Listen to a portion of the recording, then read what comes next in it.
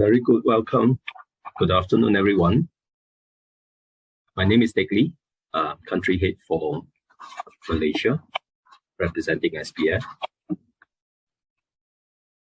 Welcome to our webinar today, The Best of East and West, New Opportunities in Malaysia.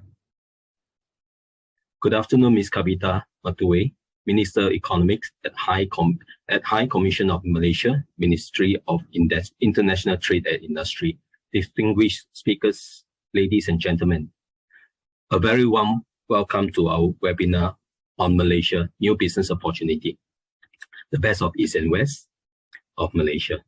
Festival, a virtual space created by SPF, where businesses can access country-focused webinars, link up with potential partners and distributors overseas through virtual business matching sessions, as well as special reports from our industry partners and even expert speakers.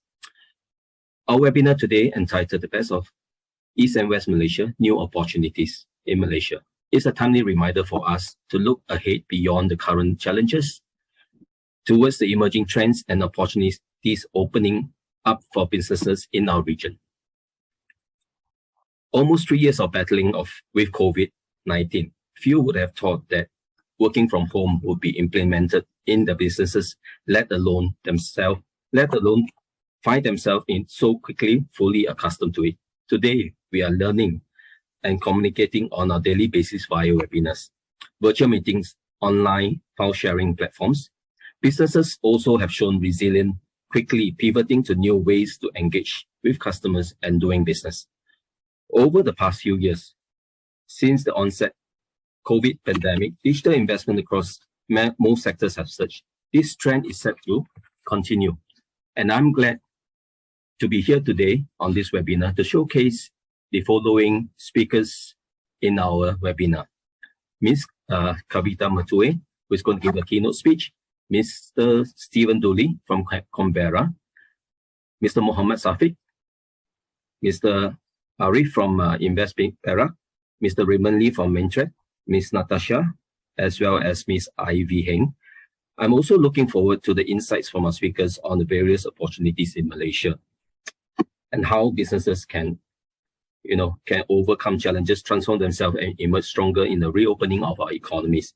Before we proceed, I would like to extend our sincere thanks to our partners for this webinar. Today's webinar would not be possible without the strong support from the distinguished speakers, as well as Enterprise Singapore, whom we work closely with to support our businesses, as well as our principal partner, Canberra.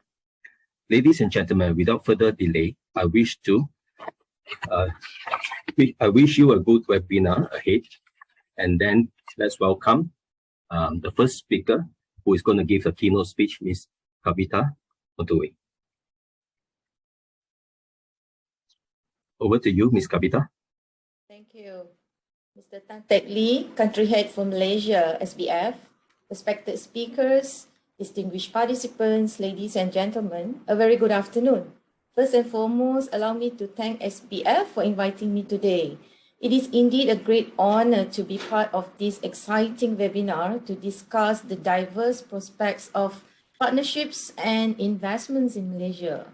Although geographically separated by the South China Sea into East and West, collectively, Malaysia offers two of the important determinants for investments and expansions of businesses, space, and market, with land mass of 330,000 square kilometers and almost 33 million population. The IMF, in their economic outlook as of April this year, positioned Malaysia as the 34th largest economy in the world, with the GDP size of $439.37 billion and the third largest economies in the Southeast Asia region. Being strategically located in the heart of Southeast Asia, Malaysia is recognized as a center for trade and investment. Last year, Malaysia was the 24th largest trading nation in the world and global exporter, while being the 26th biggest global importer. to sustain and further escalate the country's position in the global market and to remain as an attractive investment destination, the government of Malaysia continuously review existing policies as well as introduce new policies which are business friendly, aligned with the global megatrends, as well as factoring in the recent occurrences such as the pandemic, ongoing trade conflicts between the US and China, and the ongoing war in Ukraine. Ladies and gentlemen, as we all know, the pandemic has left countries around the world to shift to a more forward-looking and innovative economic policies. This includes macro and sectoral-based policies to support the growth in trade and investment trends. As for Malaysia, targeted and holistic policies have been and are continuously being formulated, taking into consideration the principles promoted globally, such as sustainability and supply chain resilience. Most recently, yesterday, Malaysia's Ministry of International Trade and Industry, or MITI, announced the new investment policy aimed at achieving sustainable economic growth, providing high quality and high tech employment opportunities, and improve people's lives and livelihoods, as well as securing shared prosperity. This new policy will accelerate the streamlining of a holistic business ecosystem that ensures the ease of doing business, enhances competitiveness, and secures Malaysia's position as a preferred investment destination in the region. In achieving these, and anchored by the national investment aspirations, the NIP outlines 6 strategic thrusts to reinvigorate and catalyze Malaysia's investment ecosystem. Among the strategic thrusts is the formulation of a unified investment strategy on the national investment aspirations and the ESG agenda, as well as emphasis on agile and forward-looking incentive packages targeted directly to match the needs and demands of investors. The new investment policy will also prioritize the nurturing of innovative, high-impact and high-tech investments, which would be conducive to the creation of high-skilled jobs, apart from ensuring the establishment of a vibrant talent pool to meet the needs and demands of the labor market and capture high-value job opportunities. I'm also pleased to share that under the National Investment Aspirations Initiative, 5 key sectors have been identified that can attract more foreign investments, either in R&D or manufacturing facilities using new technologies, namely E&E, pharmaceutical, digital economy, aerospace, and chemicals. Ladies and gentlemen, on the bilateral front, Malaysia and Singapore enjoy the long-standing, robust, and vibrant economic relations, given the close geographical proximity and intertwined business linkages. After all, we are just a causeway away. Even during the height of the COVID-19 pandemic, both our governments acted swiftly to work together in ensuring continued movement of goods and people between our two countries. As a result, although the world merchandise trade recorded a decline of 7.4% in 2020 due to this unprecedented pandemic, the total trade between our two countries demonstrated resilience, recording a contraction of only 4.7% as compared to 2019. Our bilateral trade rebounded in 2021 and in fact surpassed the pre-pandemic performance to 82 billion Singapore dollars, an upsurge of 24% as compared to 2020. And as of first 8 months of this year, our bilateral trade continued to grow and expand by 45.2% to 74 Singapore dollars as compared to the same period last year. To further deepen the bilateral economic relations, Malaysia and Singapore have identified 2 areas of cooperation, namely the digital and green economies, which are key to sustainable and inclusive growth for both countries. Collaboration in these areas will provide a wider range of benefits to businesses in both countries, namely in entrepreneurship, industrialization, investment, and trade aspects. Recently, in August, the Malaysia and Singapore trade ministers jointly announced the substantive conclusion of the frameworks of cooperation in digital economy and green economy, with the aim of inking these frameworks by end of this year. The framework of cooperation in digital economy will support Malaysia and Singapore to foster greater interoperability and collaboration in the digital economy. This framework will also facilitate intensified cooperation in wide-ranging areas, including on trade facilitation, digital identities, standards, investment promotion and facilitation in digitalization, as well as digitalization of micro, small, and medium enterprises, unlocking the wider range of opportunities, benefiting the businesses, workers, and communities in both countries.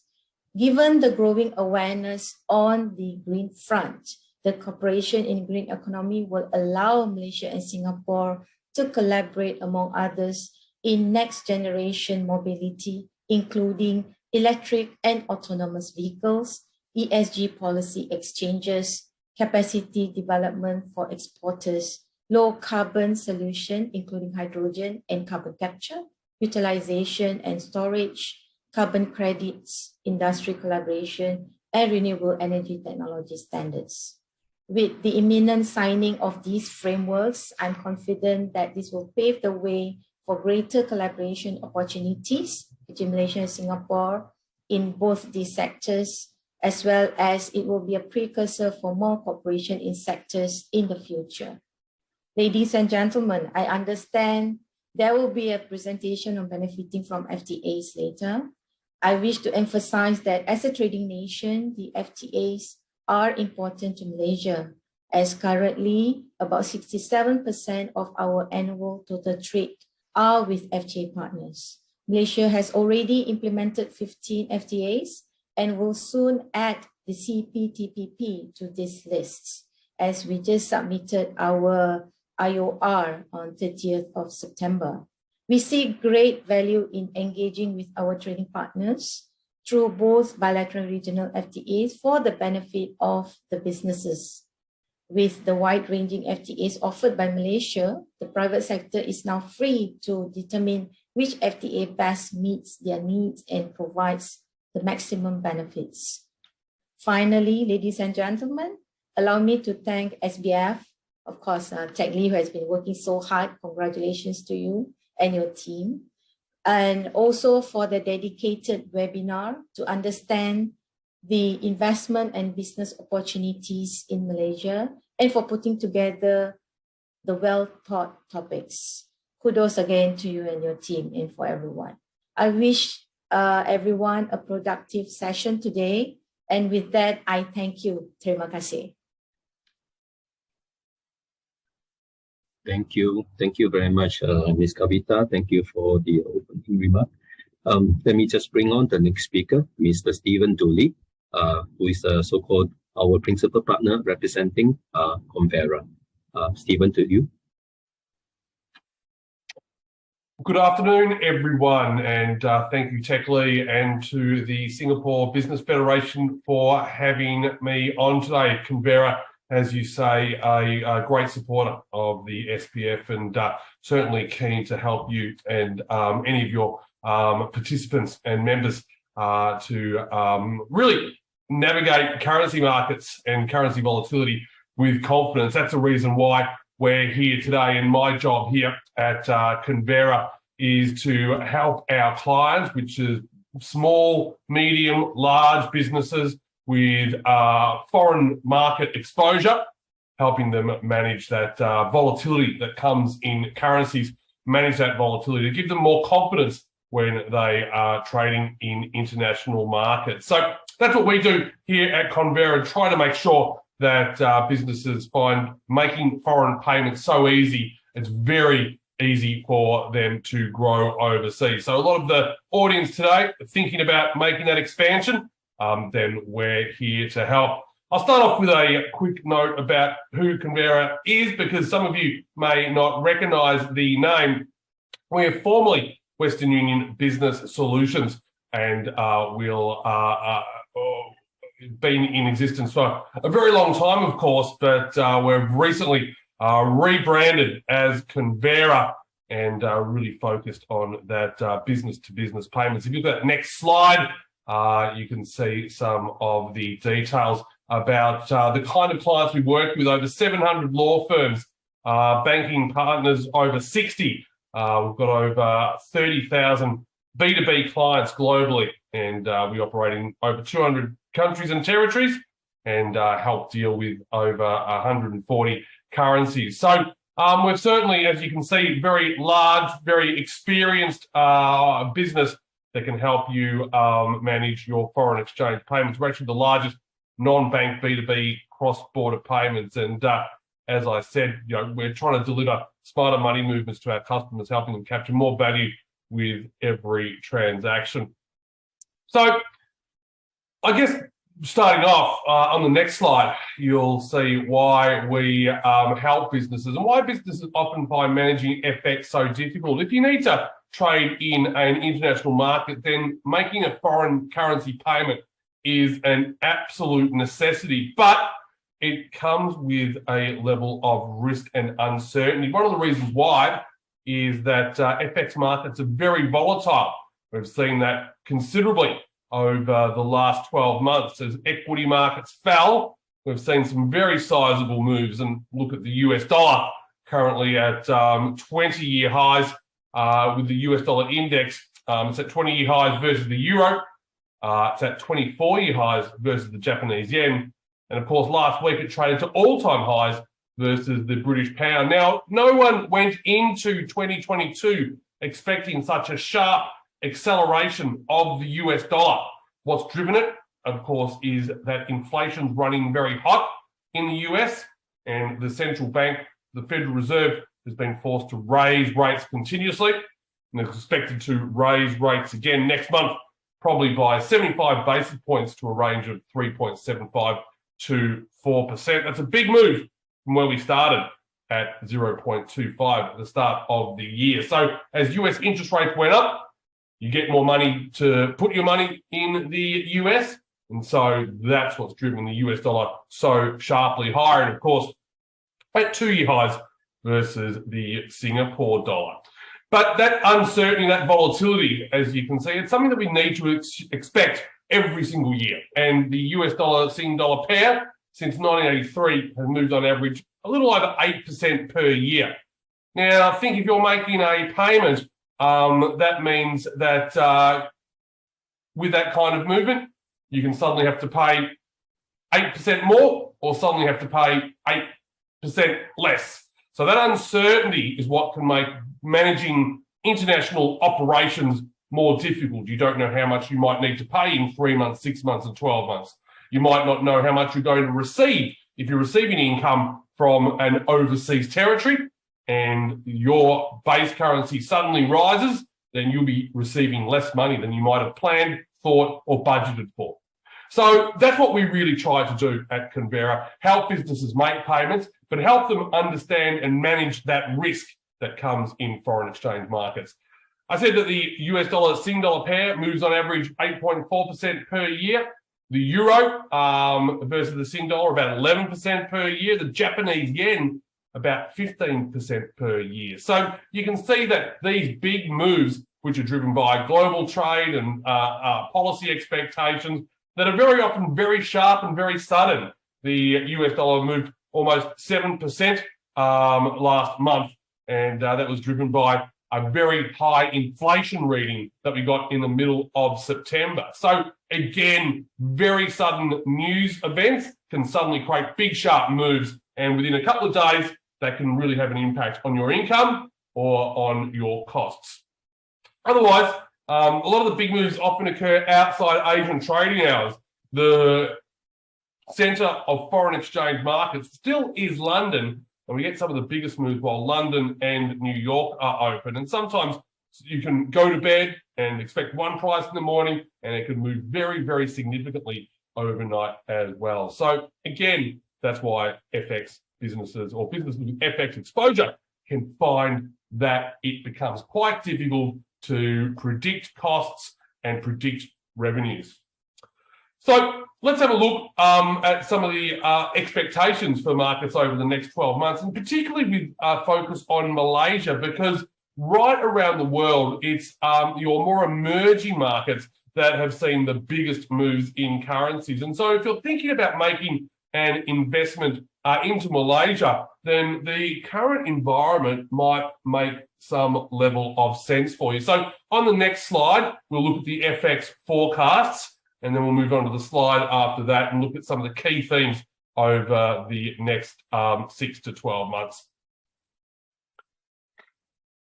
So if I could just get someone to move those slides along, that would be great. Onto the next slide as well, where it says key themes, next 6 to 12 months. Fantastic. So the biggest question that will drive FX markets over the next 6 to 12 months is inflation slowing? We've seen commodity prices fall very sharply from the middle of June, but inflation does remain high right around the world. The most recent inflation number in the US, close to 8%. The most recent inflation number in Europe, close to 10%. Well, actually was bang on 10%. So commodity prices come off, which are making us think that maybe inflation will start to ease. But for now, we haven't seen that come through as yet. Supply chains and trading costs will remain problematic, and supply chains do still remain an issue.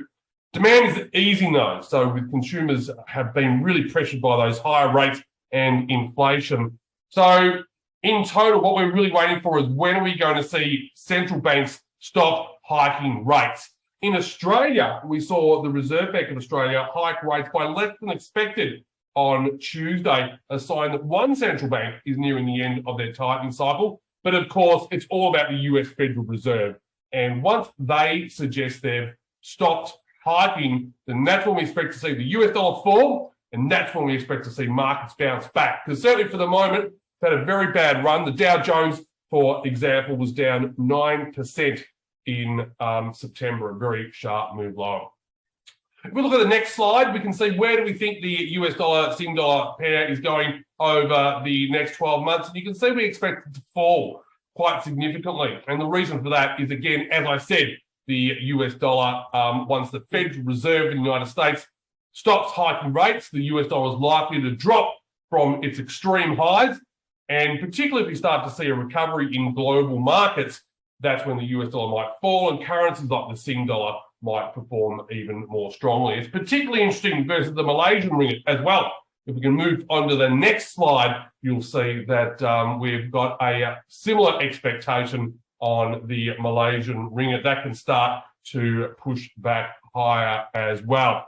That's just on that next slide. If we could move to that one with the fantastic, you can see that that's expected to drift lower as well. Not as much as the Singapore dollar. The Singapore dollar really has been the strongest currency in Asia. And the reason why is because the monetary authority of Singapore has been tightening rates tightening policy very quickly for adjustments to the Sing dollar base rate that the monetary authority of Singapore uses to manage the currency. So the US dollar Malaysian ringgit might fall. So as I say, for businesses that think about an investment in Malaysia, certainly the currency at the moment is providing a good opportunity. The US dollar Malaysian pair is at the highest level since the Asian financial crisis in 1997, 1998. So certainly is a significant time. Malaysia and most, well, all currencies are sharply lower versus the US dollar at the moment, as we mentioned.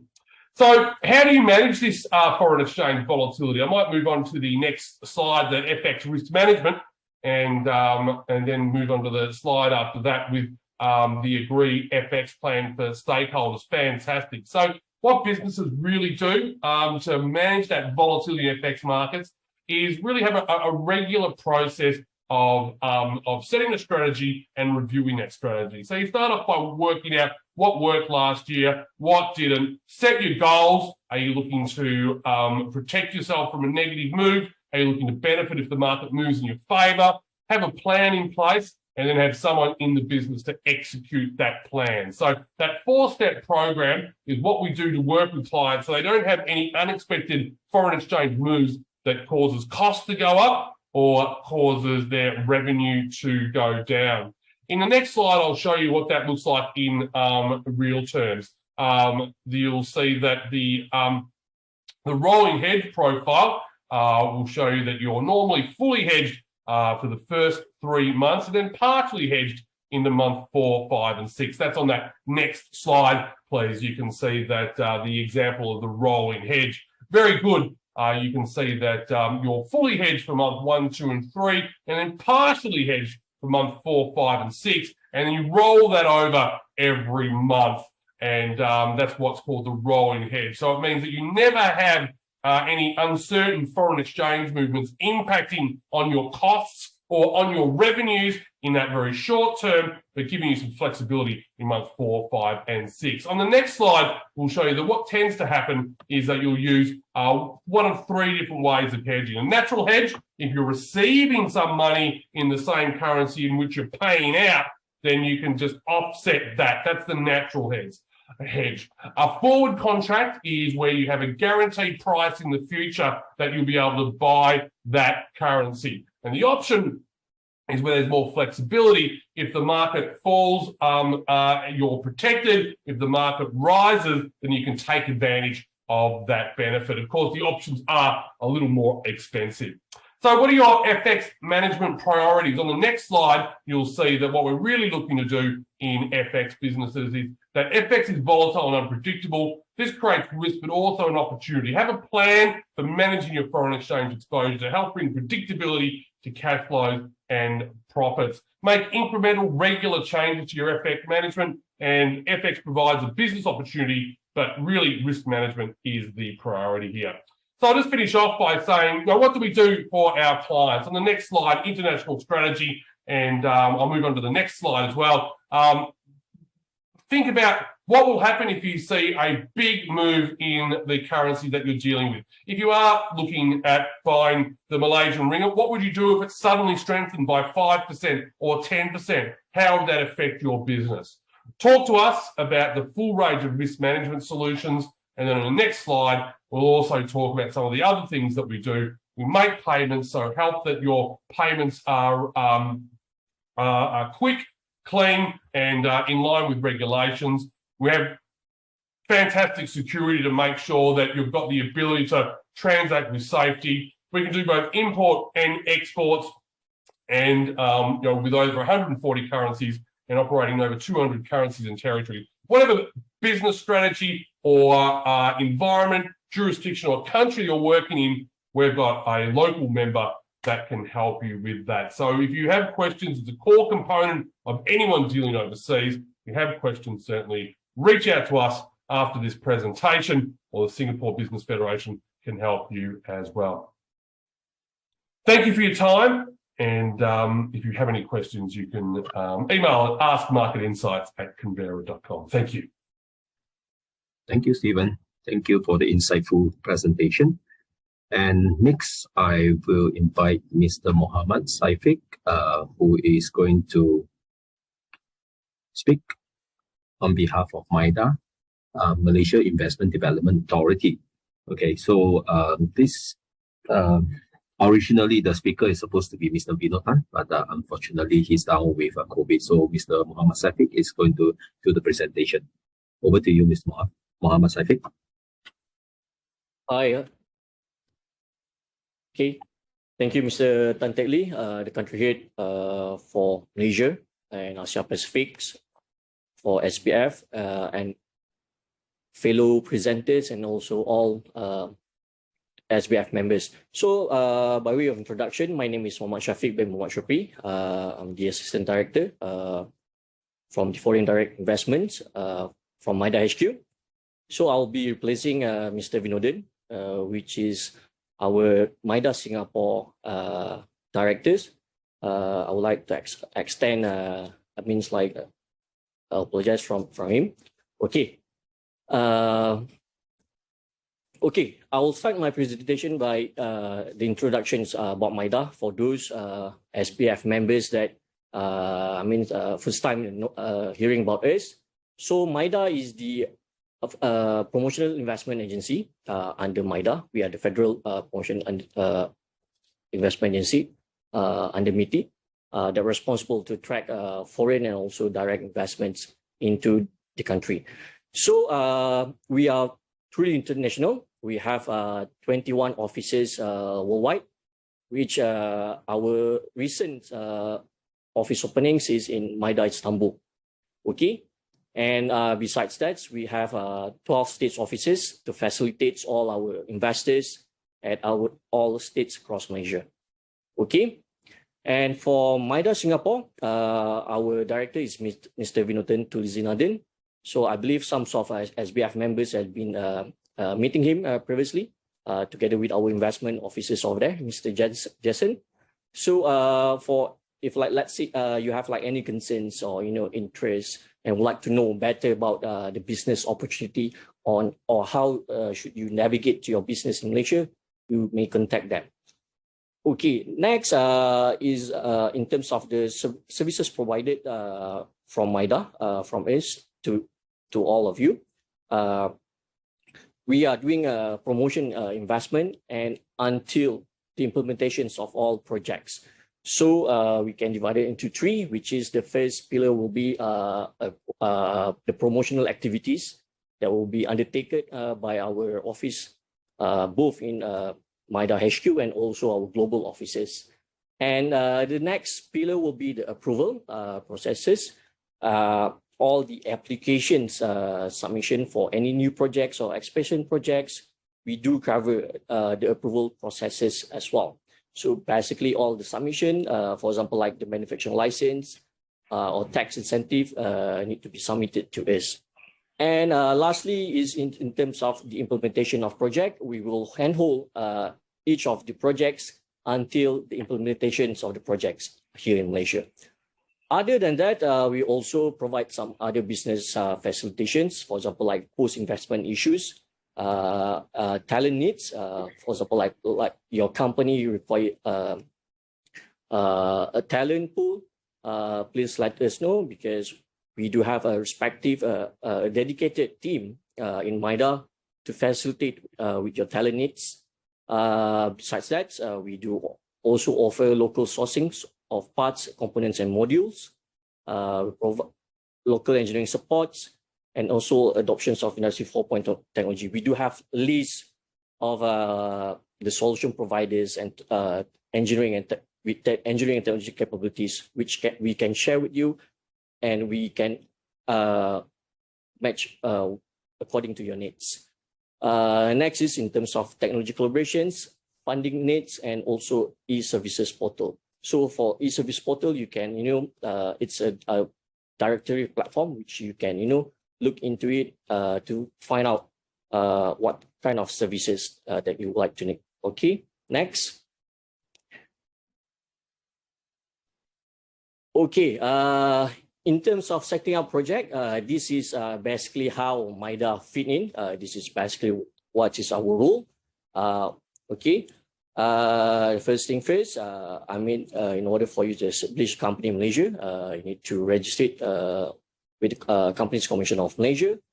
And upon, registration, you can come to us, visit with us and MIDA to further discuss about the types of projects that you would like to undertake here in Malaysia.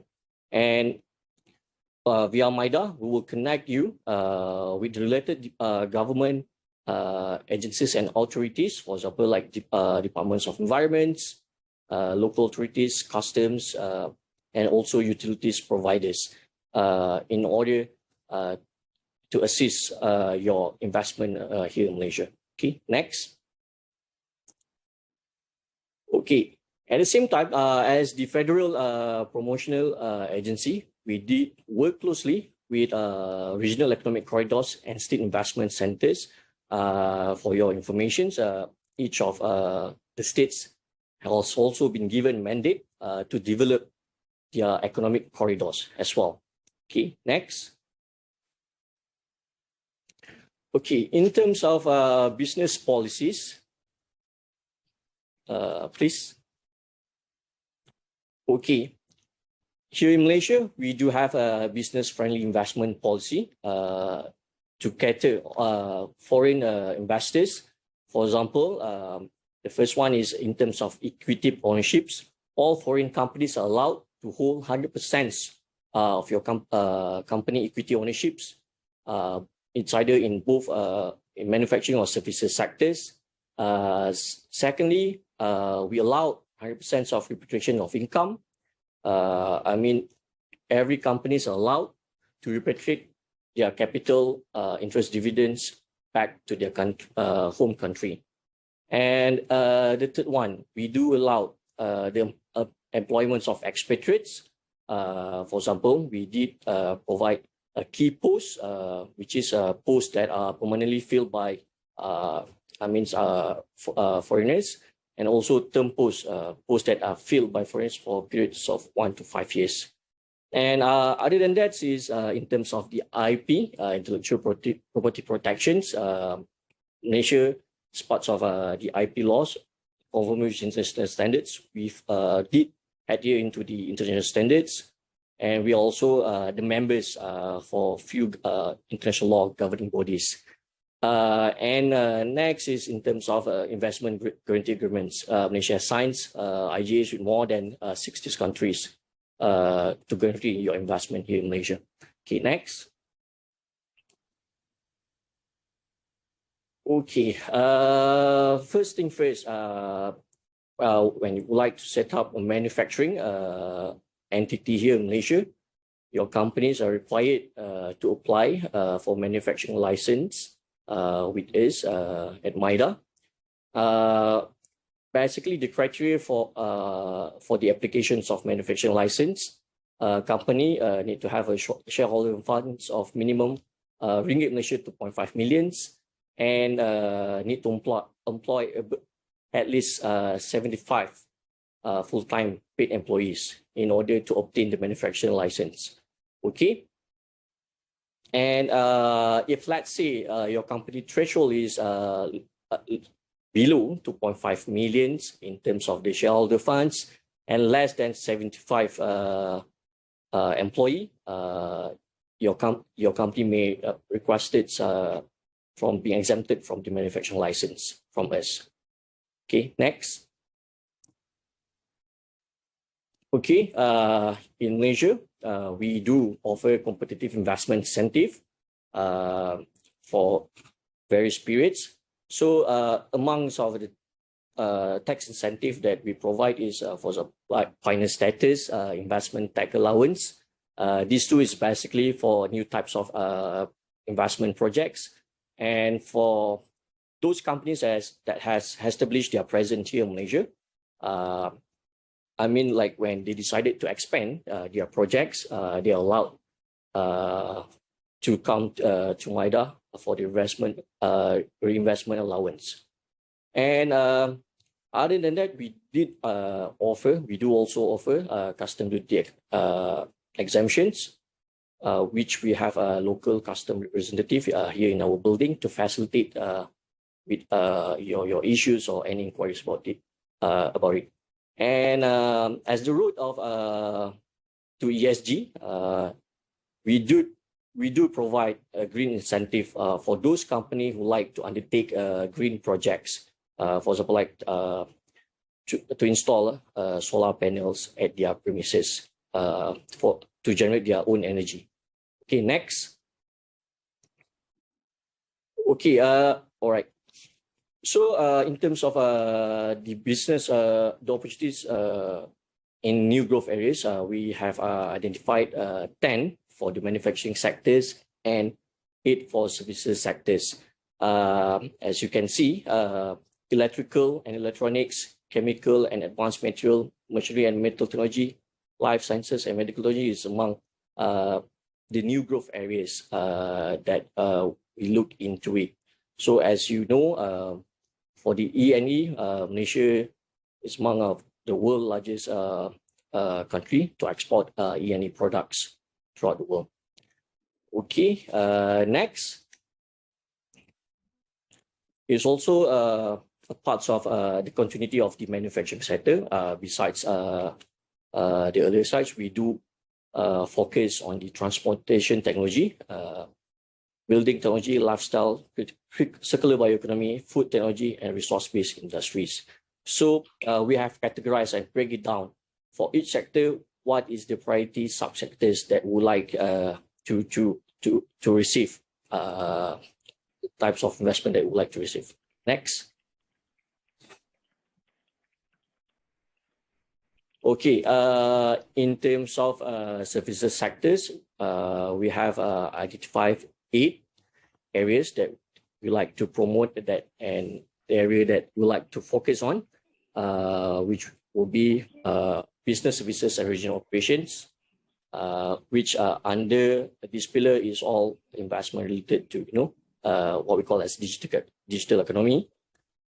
And we do also promote healthcare services, hospitality, oil and gas, maritime, logistics, advanced technology and research development, which are the area that we really encourage to have like more R&D companies here in Malaysia.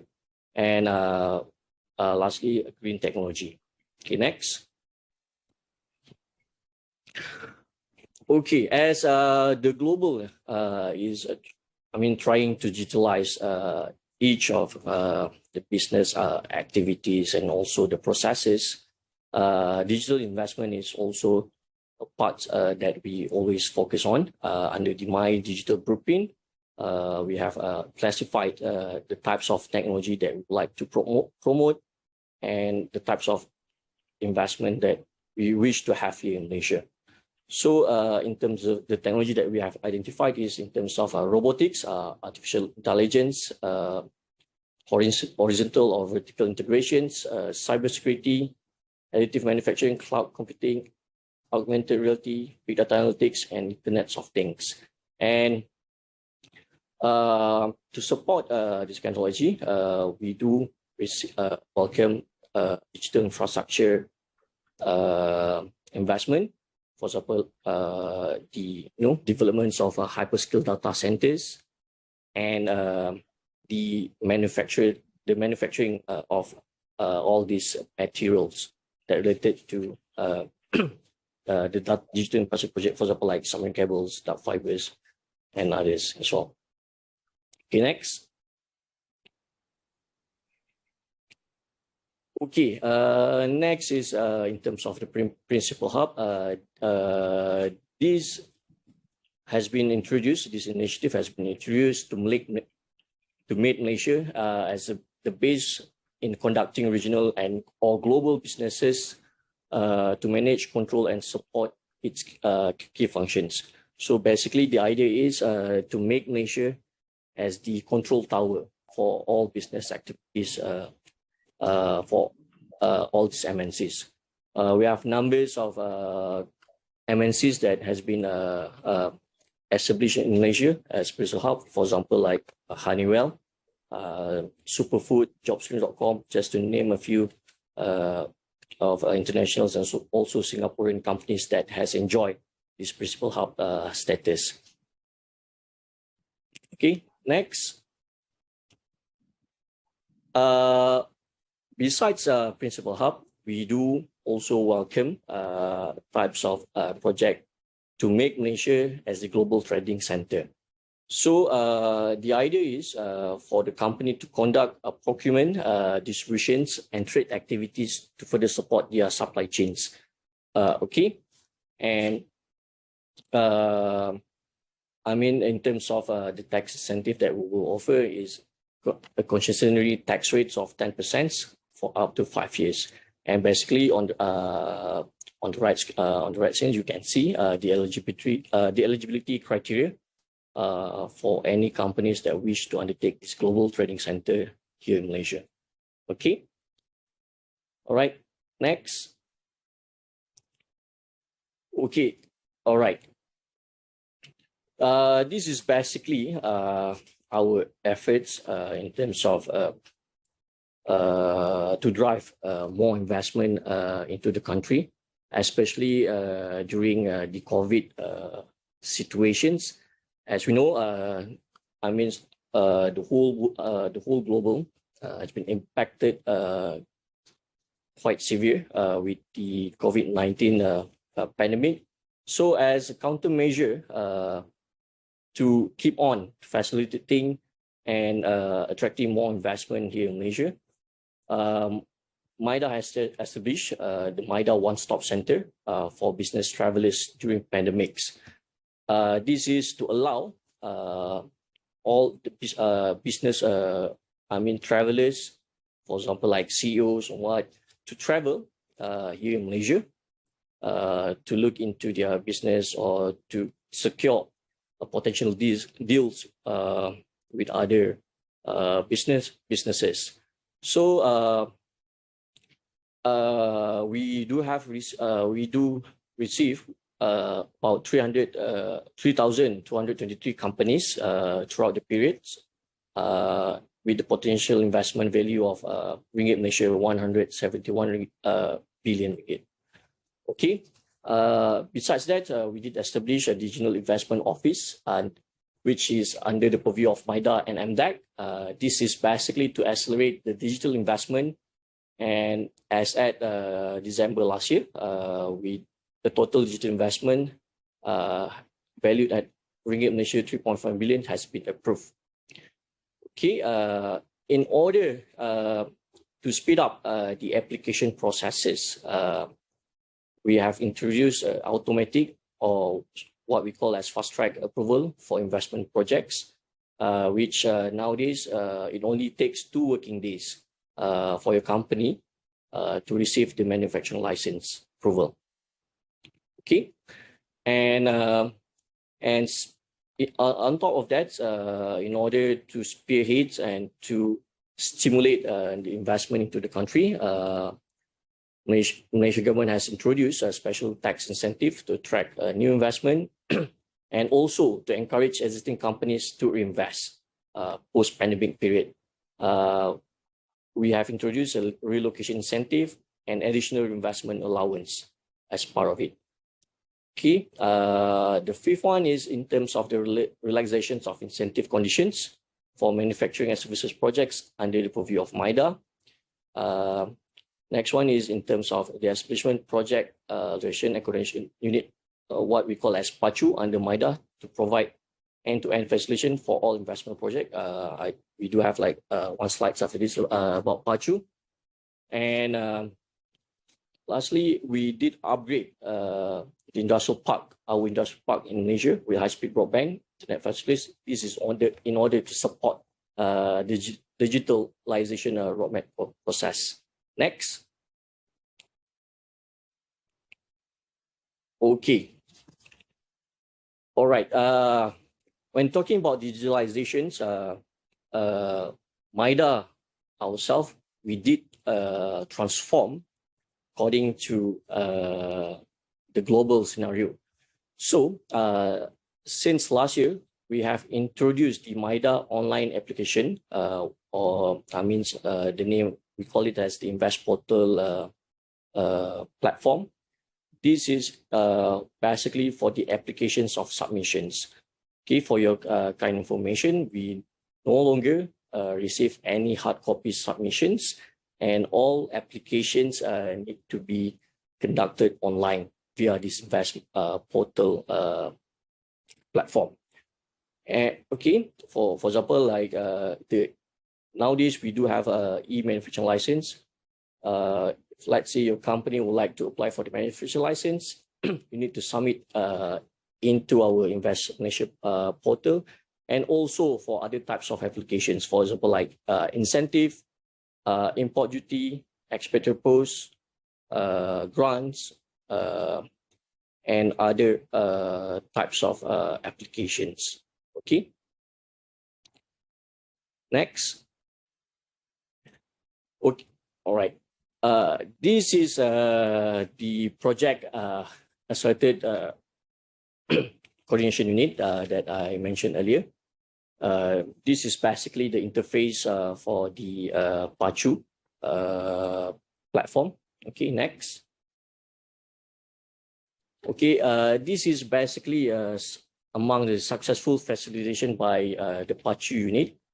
So as per Globe, for example, have implemented their projects within 7 months by the facilitations given by the Pacu teams. Okay, so basically the role of the Pacu team is to handhold and to facilitate the implementation process of all projects.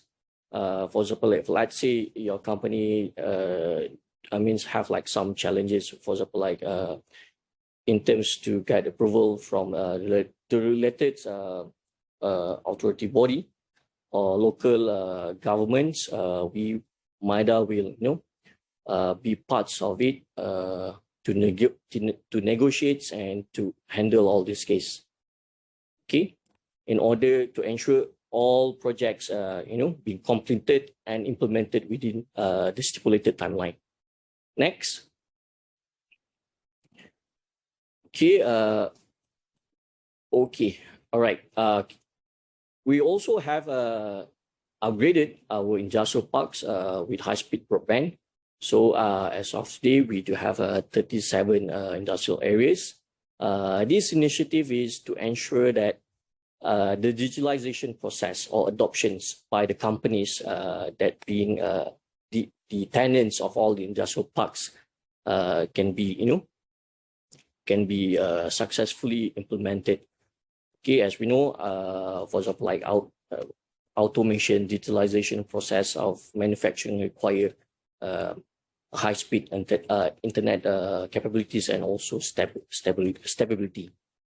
Okay, next. Okay, special tax incentive. All right. Okay. To encourage more investment, especially new types of investment during the COVID pandemic situations, MIDA has introduced a new incentive, specialized to encourage foreign companies to relocate or to undertake new investment into Malaysia. So as you can see on the table, we divided into new companies and also existing companies. So in terms of the incentive, the companies will given a special tax rate of 0% for the periods of 10 years. If the companies is investing 300 million ringgits to 500 million ringgits, and for those companies that invested 5 million ringgits and above, they are allowed to claim for a special tax rate of 0% for the periods of 15 years. Okay. And for existing companies, they're allowed to claim for investment tax allowance at the rates of 100% for the periods of 5 years. Okay. Below the top, at the below of the table, you can see the definitions of new companies and existing companies. Okay. All right.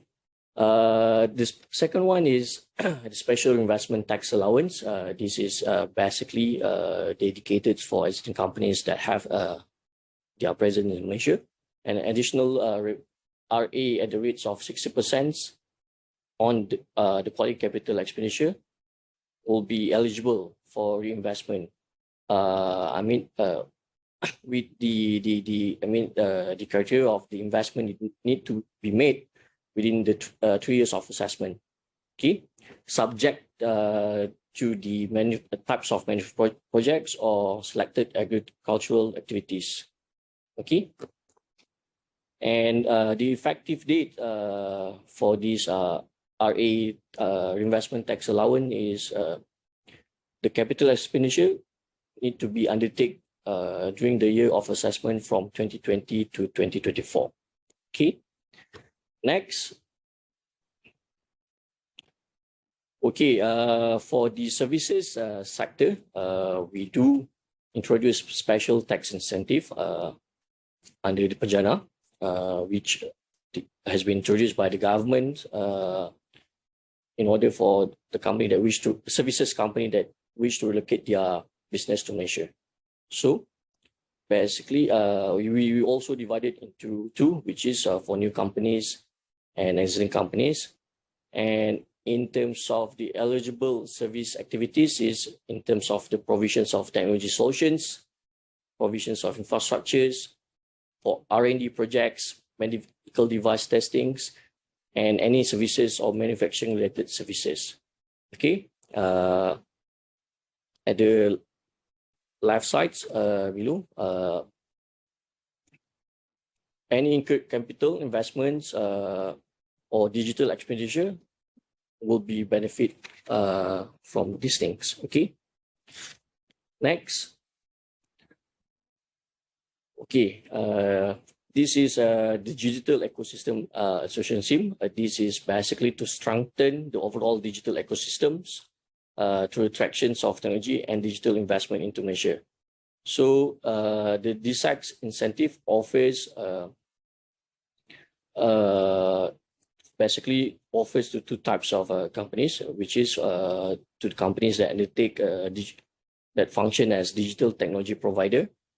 As you can see, on the right side is the list of technology.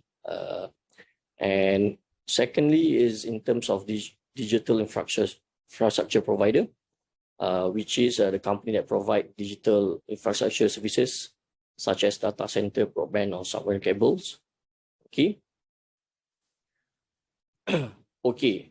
So in order for any digital companies or digital players like to undertake this type of project and would like to benefit from the incentive, the application need to be submit to MIDA by the end of 31st December 2025. Okay, the period is for 5 years. Okay, next. Okay, this is basically in terms of our achievement. As what you can see over here, this is the approved private investment in various economic sector from 2012 to until first half of 2022. So we recorded, we combined both DI and FDI into accounts, and as you can see on the right side, in terms of as of first half of 2022, we have recorded 123.3 billion ringgit of investments from both services sectors. Okay, next. Okay,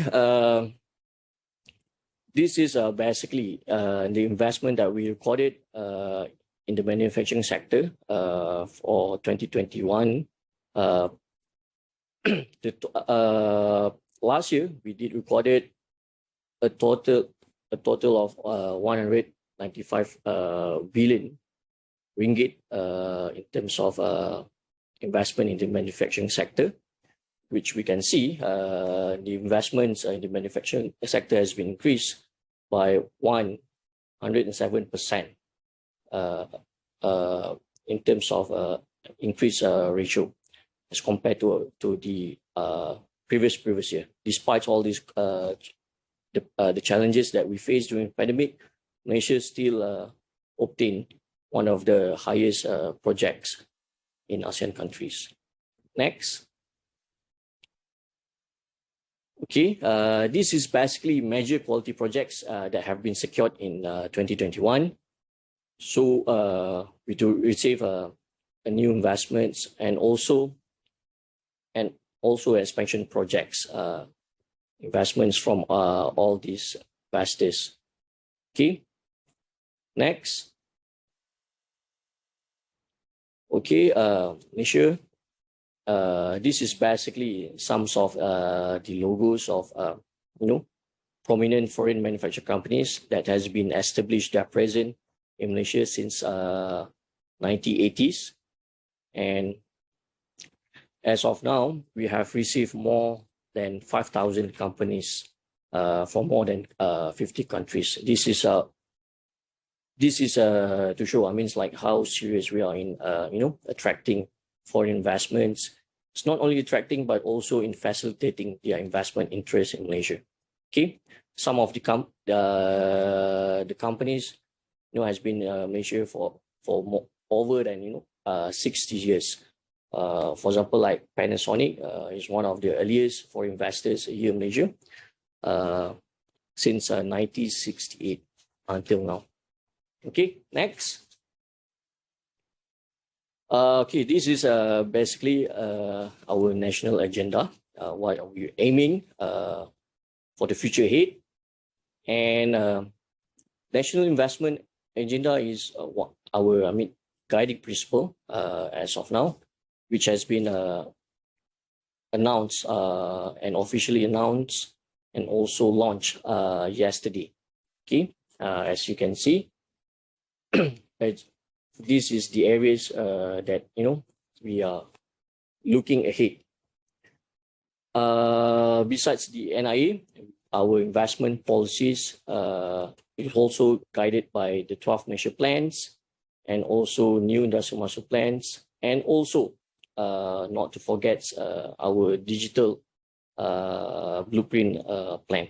Okay, this is basically the guiding principle for Malaysia for many years to come. Okay, next. Okay, this is in terms of our target to make Malaysia as the global or regional hubs to attract all big investment into Malaysia. Okay, we would like to make Malaysia as the headquarters hubs, distribution hubs, and also engineering hubs, and also procurement hubs for any companies that would like to make Malaysia as as a potential country to tap into the other regions or countries. Okay, next. Okay, this is basically the easiest steps, okay, that I would like to highlight in order for you to start your operations in Malaysia. Okay, the first step is for your company to go for the representative office, regional office, or sales office.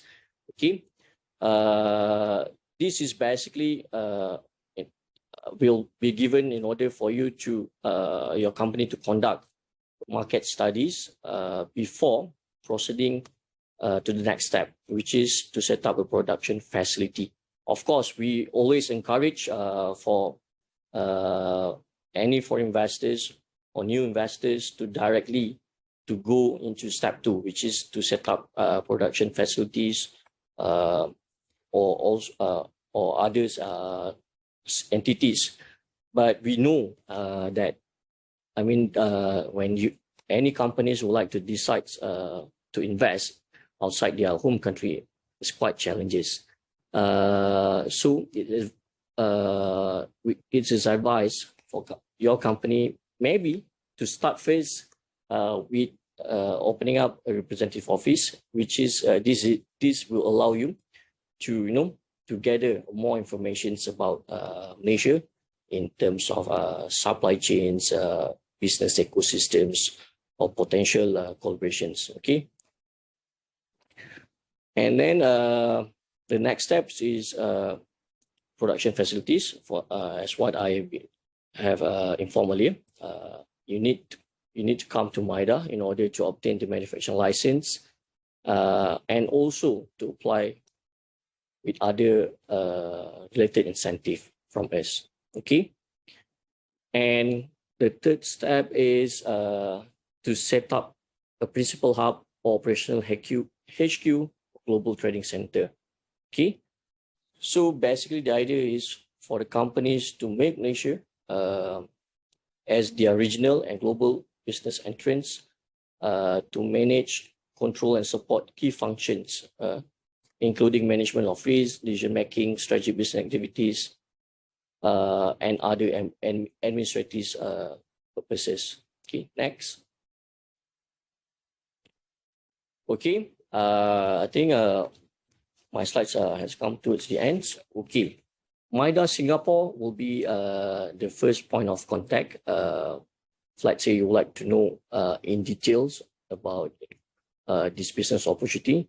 In fact, our Singapore office will email this slides presentation for you to look in depth on the types of information or that you require from us. We are happy to facilitate all your inquiries. Okay,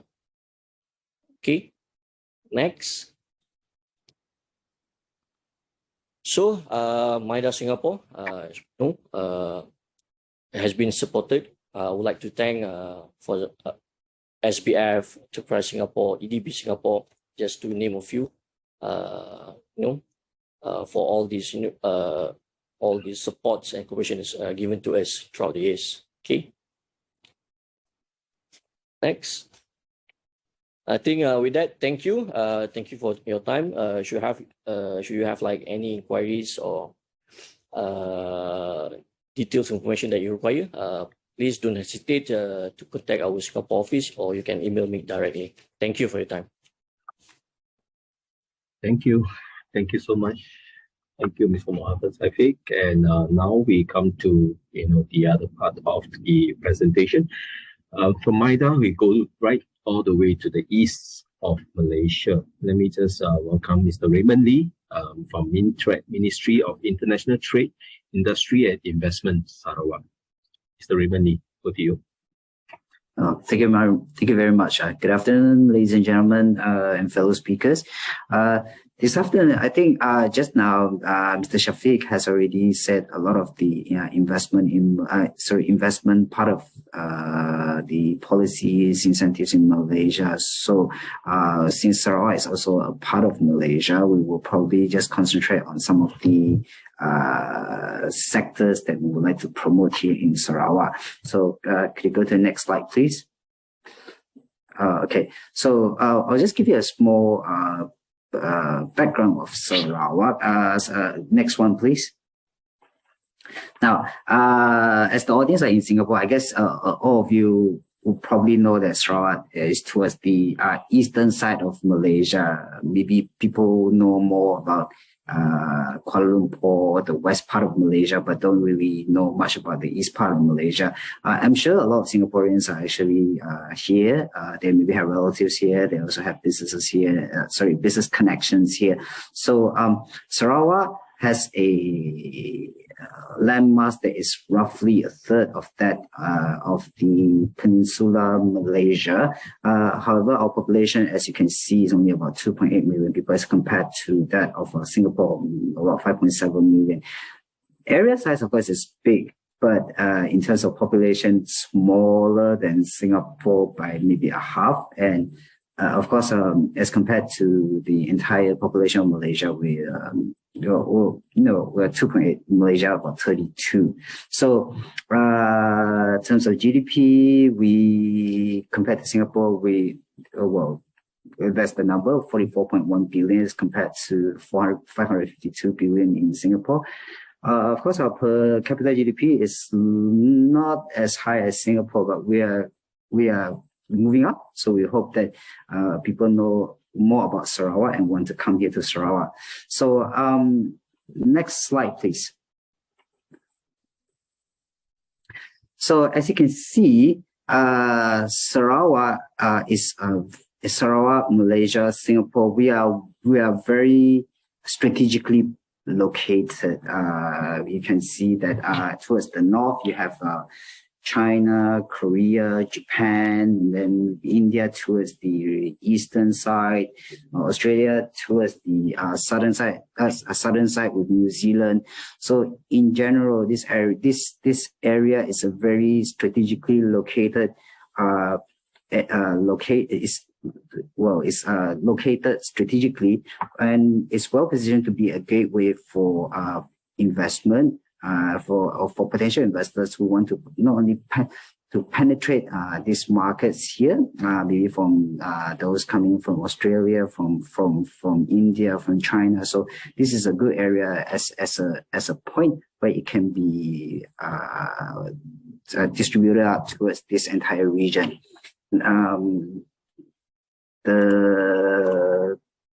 So can we move on to the next slide, please? Now, as you can see, we have a land mass about 12.4 million hectares, whereby 56% of it is actually forested land, 32% are actually for agriculture, where it's about 4 million hectares, and then 11.2% is for settlement of water bodies. So as you can see, we have a lot of land. So one of the things that is being promoted is actually in the sense of this commercial agriculture. So this is one of the things that we promote.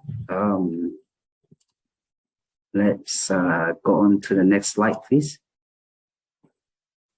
So to support all of this, we have infrastructure. I think all this is available everywhere, the infrastructure, but our infrastructure, we are currently upgrading our infrastructure to facilitate more growth into Sarawak. Next, please. The other thing is actually the availability of electricity generated from hydropower. Now, one of the things that Sarawak is actually famous. Sarawak has is our rivers, which are big and they can generate a lot of hydropower. We have a capacity of generating 11,000 megawatt of renewable hydropower, green power. At this juncture, the capacity of this hydropower is about 5,600. So we are some ways off, but we have the capability to generate more hydropower as more of our dams, particularly like Bale, comes onto stream some maybe in 2025-26 period. So the availability is this hydropower is a very good point for a lot of this, a lot of investment that requires green as we go for carbon neutrality, net zero, and all these things. So this hydropower, the power that is generated from hydropower will be a good input for a lot of industries that wanting to go green. So far, there are industries that maybe say they would like to tap onto this green power, for instance, like steel, for instance, like in the manufacturing sector, where they would like to decrease their carbon footprint. So this is one of the as the input itself from green hydropower, it allows for them to actually do that for their production. Next slide, please. Okay. One of the things that Sarawak is because we are an island, population-wise about 2.8 million people. So our products we export. Sarawak trades a lot of our things with a lot of places, whereby our major trading partners, Singapore is one of them. Then Japan, of course, Peninsular Malaysia, as well as China, Korea, India. I won't go into specifics on the numbers here, but I think one of the things is I'm trying to say here is that we export. So when we export, we have a lot of opportunities for we export because we have the capability to produce all these things here in terms of the petroleum products, in terms of the petroleum products, in terms of the the agricultural products, as well as the like ships and boats and everything. So these are industries that we have here that we are capable of doing all of these things. Next, please. Okay, these are the imports that we export as well as we import a lot of these goods, Singapore as well as other places as well. Can you move on to the next one, please? Okay, now we talk about the industry part. As you all know, because of the COVID-19 situation, everybody, I guess all economies, all global economies, they suffer some way. So, in Sarawak, I think we also come up with a policy. We come up with a strategy to rejuvenate, to ensure that our industries continue to grow after the post-COVID. So, in the post-COVID, here we launched the thing called the Sarawak Post-COVID Development Strategy 2030. Now, this strategy is outlined to move Sarawak's economy towards a developed state by 2030. Now, we target our economy to grow, an average of 6 to 8% per annum. So Sarawak's economy is currently influenced by fluctuation of prices of primary commodities such as crude palm oil, gas, and these are our main source of revenue. So to strengthen that, the economy in this volatile era, we are focusing on restructuring and diversifying to high-value downstream industry, scale up productions and develop more export-oriented activities, while at the same time ensuring clean and sustainable environment. So this PCDS that we are focusing on actually has 6 economic sectors where we focus to grow our economy, where manufacturing, commercial agriculture, tourism, forestry, mining, and services are the 6 economic sectors that we focus. The first one, which is manufacturing. Now, this one we target to promote Sarawak as a preferred investment destination for high-value downstream manufacturing activities, both for resource and non-resource-based industries.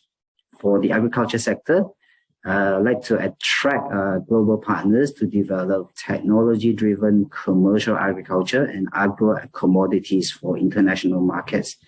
So as well, leveraging our Sarawak's rich biodiversity, culture, and heritage, we are branding Sarawak as a tourism destination for leisure, medical, and business groups. We are emphasizing more on the development of high-value timber products such as furniture, engineered wood, and bamboo-based products. At the same time, we also want the forestry sector to be globally recognized for sustainable management and conservation.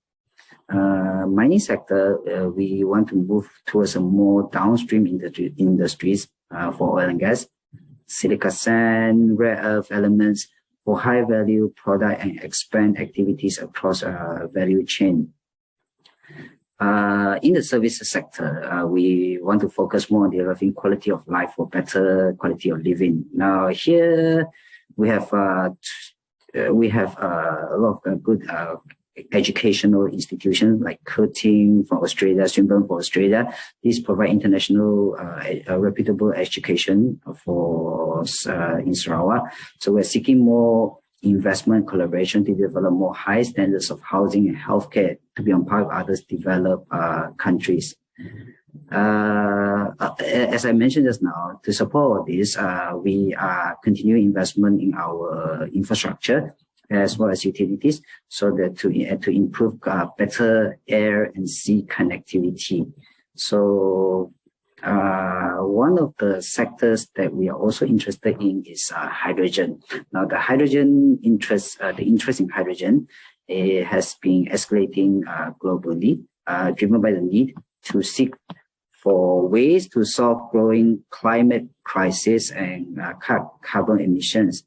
So this is one of the new markets that we're focusing on to further develop our economy. So now the Sarawak government is actively embarking on developing an ecosystem for hydrogen economy and produce green hydrogen.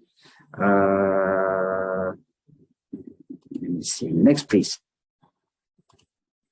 So, no. Can you go back to the previous slide? Okay.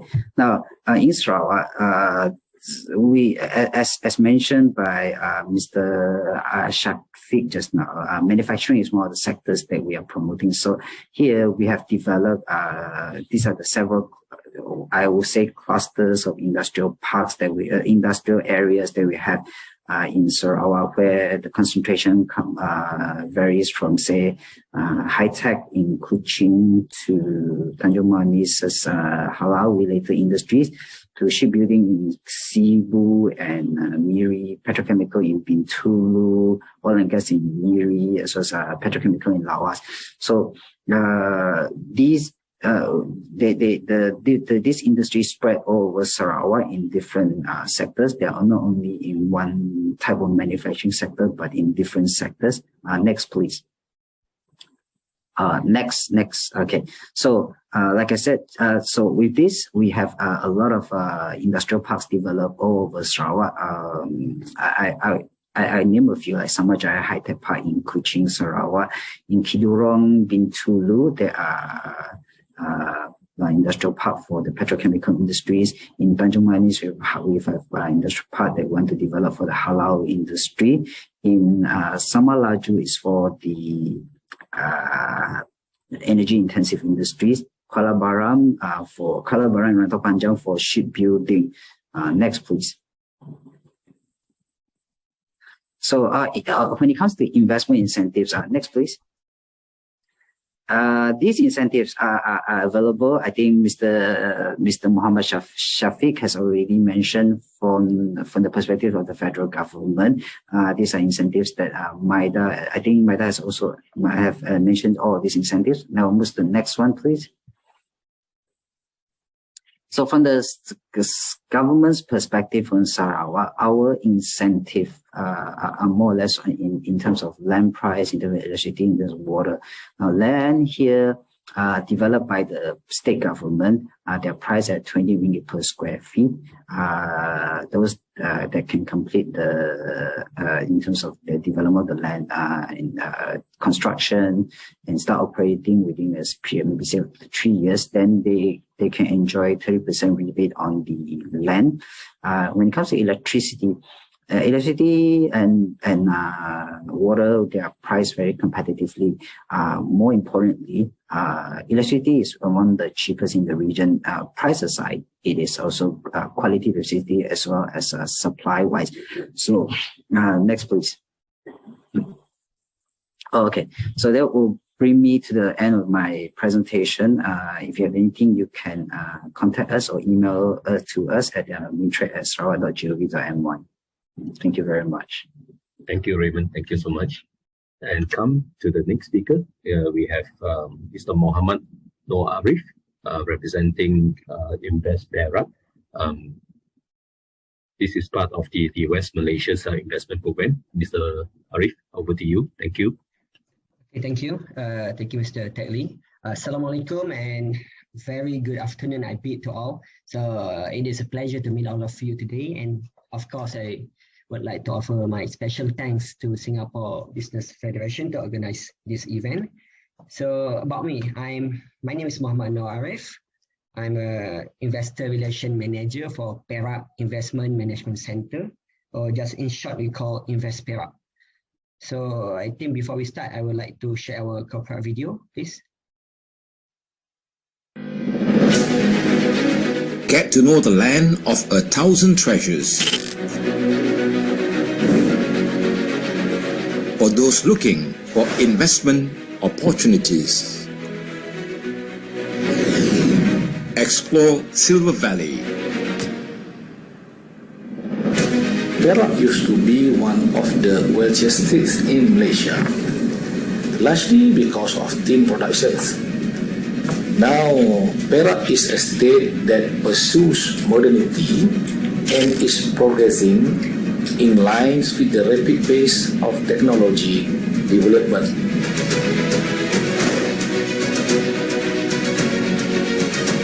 Perak now is more focused on transforming into an economy that is based on industrial and manufacturing. Nicht nur ist Perak ein guter und sich weiterentwickelnder Produktionsstandort, Perak arbeitet auch stark daran, sich zu einem strategischen Investitionszentrum zu transformieren und soll eins der wettbewerbsfähigsten Handelszentren in Malaysia werden. Proton in Tanjung Malim is the catalyst in the creation of Proton City, a development of 4,000 acres that started construction in the early 2000s as part of the Perak State Government's plan to develop Southern Economic Corridor. To further develop Proton City, we have brought over 16 component manufacturers who have set up their facility within the township. As we move forward in the coming years, Proton will focus on using renewable energy in our production processes as well as digitalization to ensure we are able to keep up with the rapid progress being made in the automotive and provide high quality products for our customers. CRRC 投产以来，公司得到了马来西亚政府，特别是霹雳州政府相关部门的大力支持，政策的支持，为 CRRC 马来西亚公司提供了良好的经营环境与发展机遇。霹雳州政府为迎接海内外投資者的廣泛合作準備好了。ここマレーシアペラ州一方で工場を運営しているわけですけれども、インフラなんかにも大きい問題はなくですね、とても非常にスムースに工場が運営できていると思います。そして私がもう一番いいところというのは、マレーシア政府またペラ州政府もですね、日本人に対してとても友好的で、非常にいい関係をですね持ちながら、仕事を続けることができます。The Perak's economic direction is now clearer.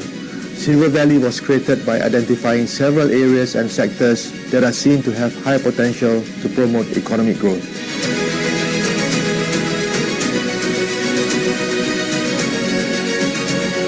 Not only economic development is prioritized, but Perak also offers a diversity of activities. Perak is also a state rich with diversities from dialects, foods, to cultural arts. This makes Perak a preferred tourism destination. Come and discover Perak's hidden gems, a well-balanced working and living environment. Invest in Perak for a better tomorrow. Silver Valley, connecting potential.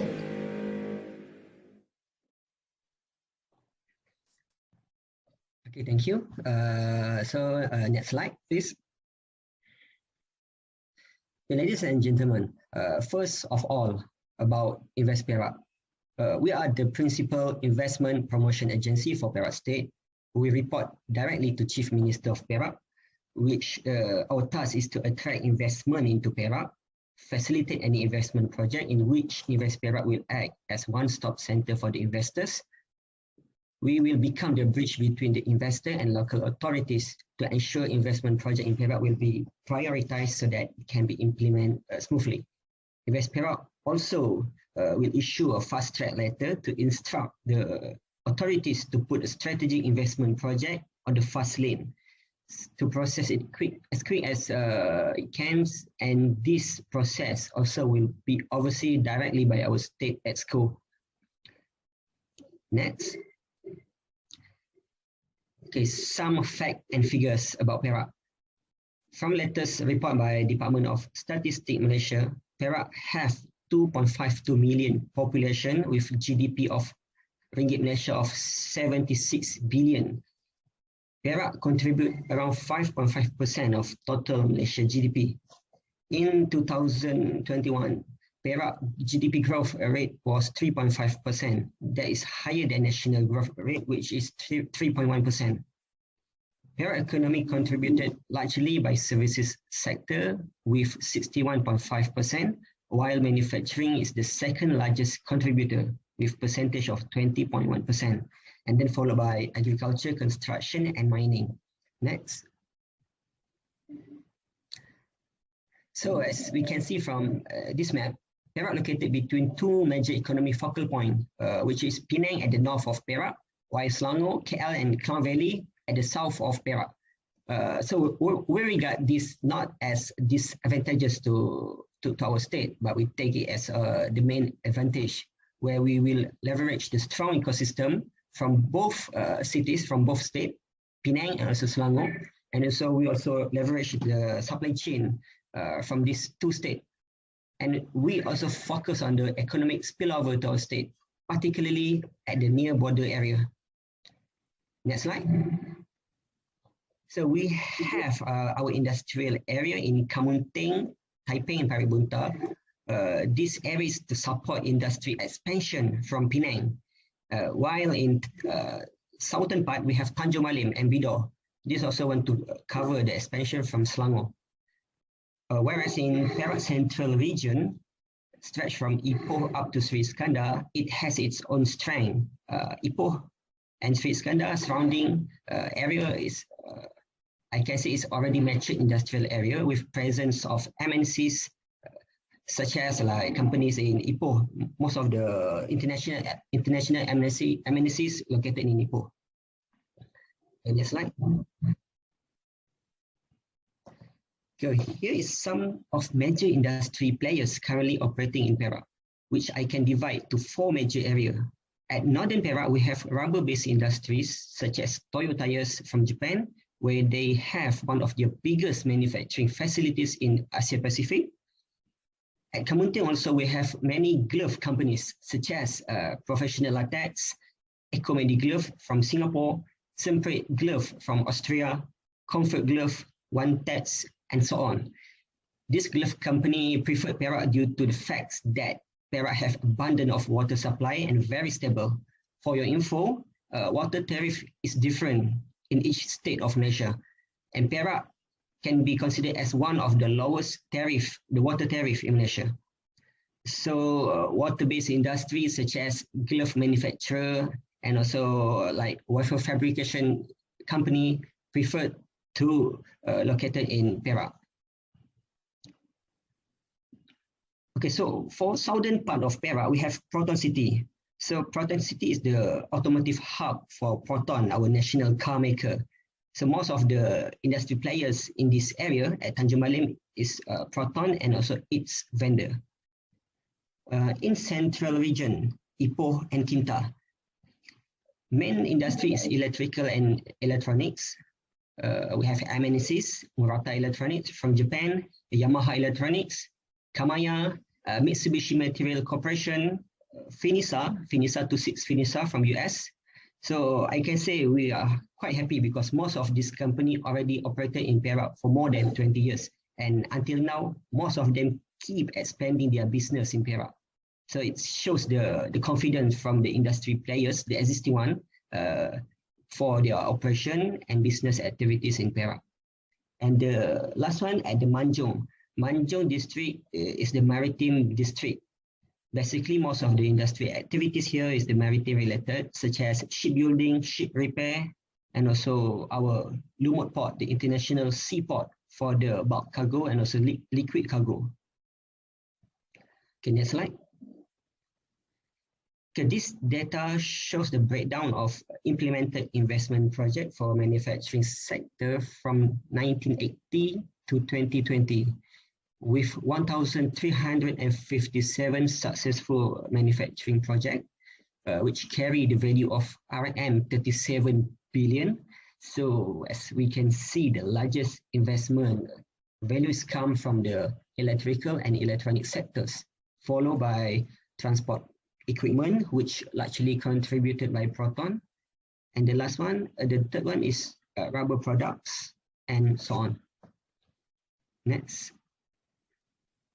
So why Perak? I would like to highlight 6 main factors which make Perak attractive. First, its strategic location, excellent infrastructure, abundance of natural resources, cost competitive, human capital, and quality of life. Next. Okay, regarding location, Perak located at the midpoint between Penang and Selangor. So if we are at central of Perak, time taken to travel to both Penang and Klang Valley is around 2 hours. I will also have complete infrastructure such as north and south highway cut throughout Perak. electrical train which can connect to Northern State and also Klang Valley. And Perak also have its own airport in Ipoh capital city. We have daily flight to Johor Bahru, Langkawi, and also Changi Airport.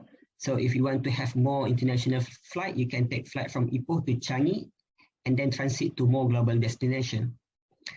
Next.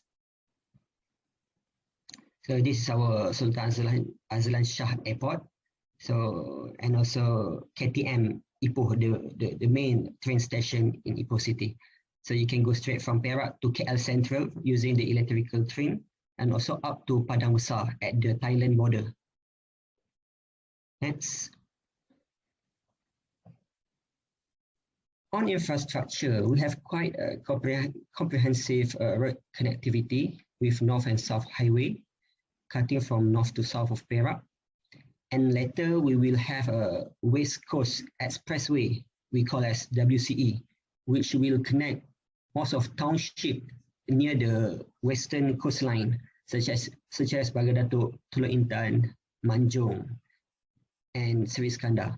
So once WCE highway completed, the distance from the west coast area of Perak to Selangor and also to Penang will be nearer. Other than that, Perak also have the Lumut Port, the inland port in Ipoh. We call it as Ipoh Cargo Terminal, and also quite complete natural gas pipeline, which it covers most of the major area in Perak, from north to south. Next. Okay, on human capital, Perak have more than 40 higher learning institutes from university level, colleges until TVET school. In Perak, we have two prominent universities, which is University Technology Petronas, UTP.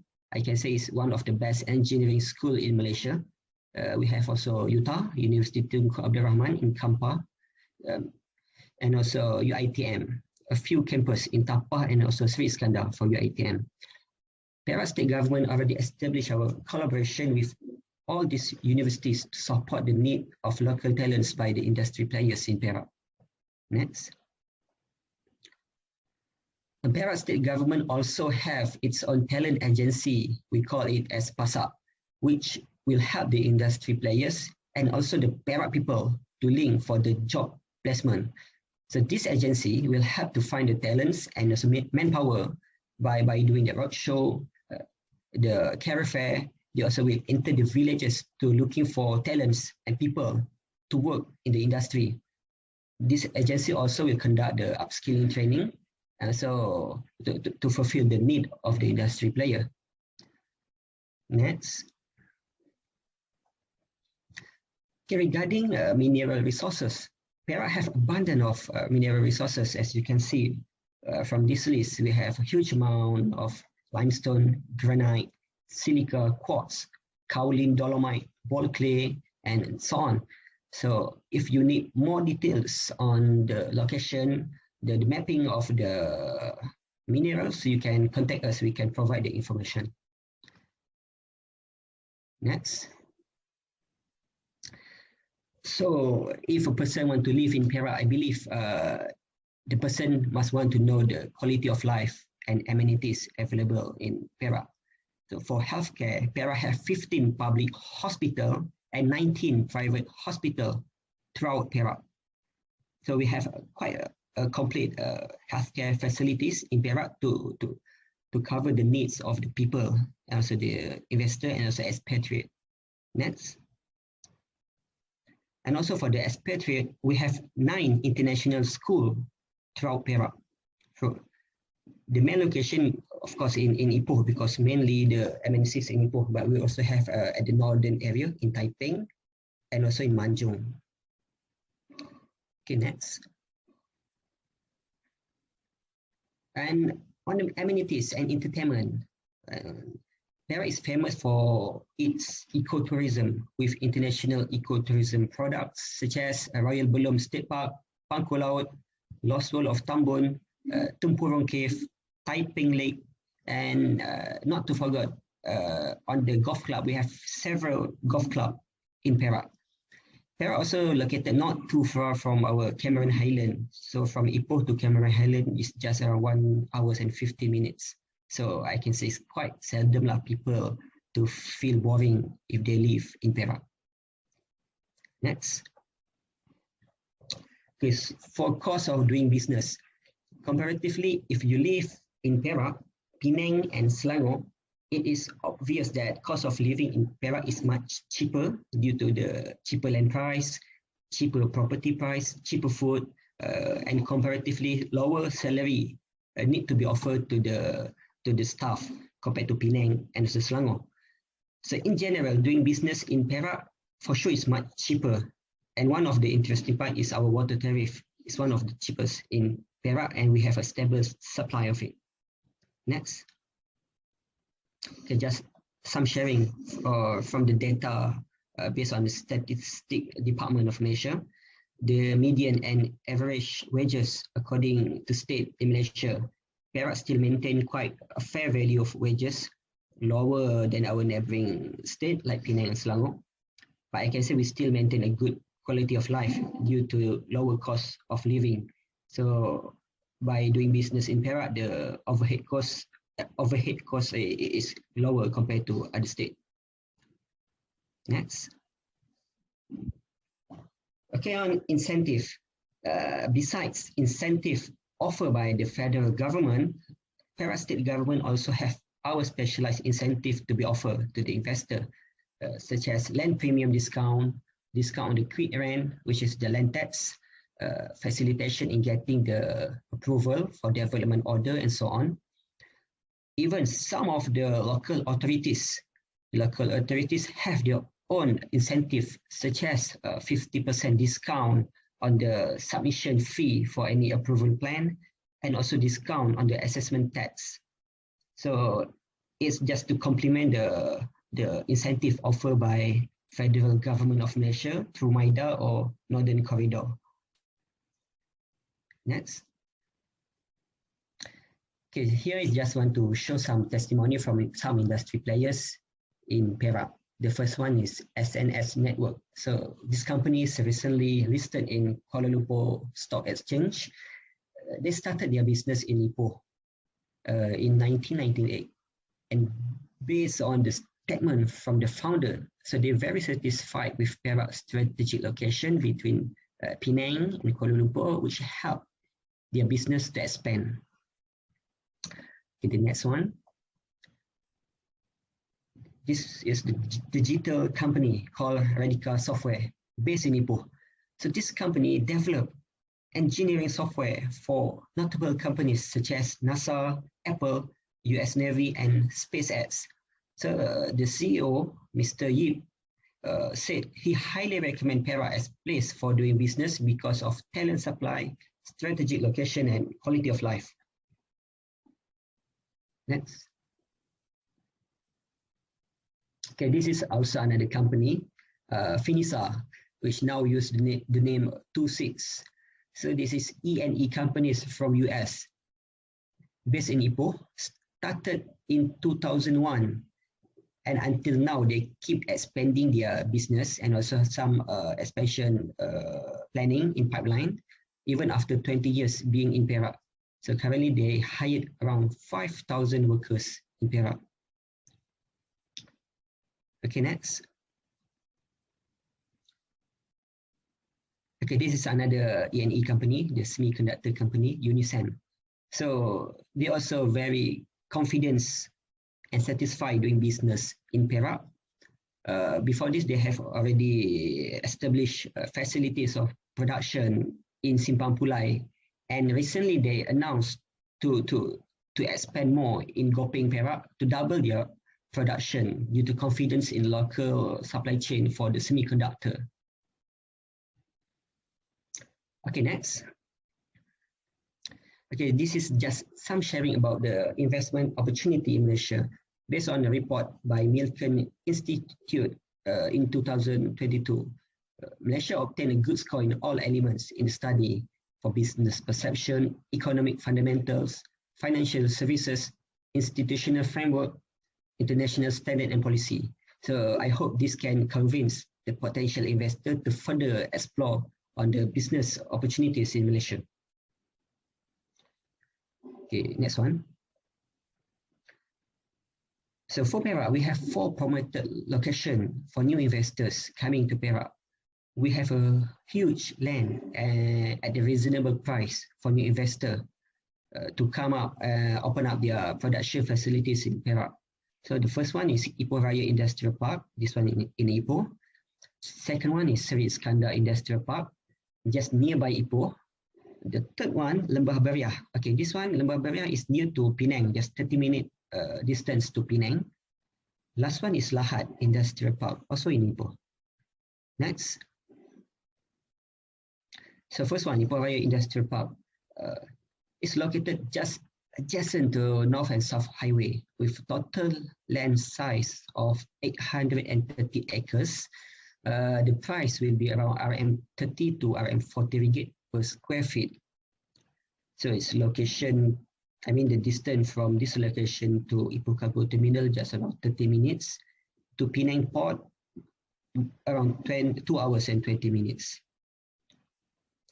Next.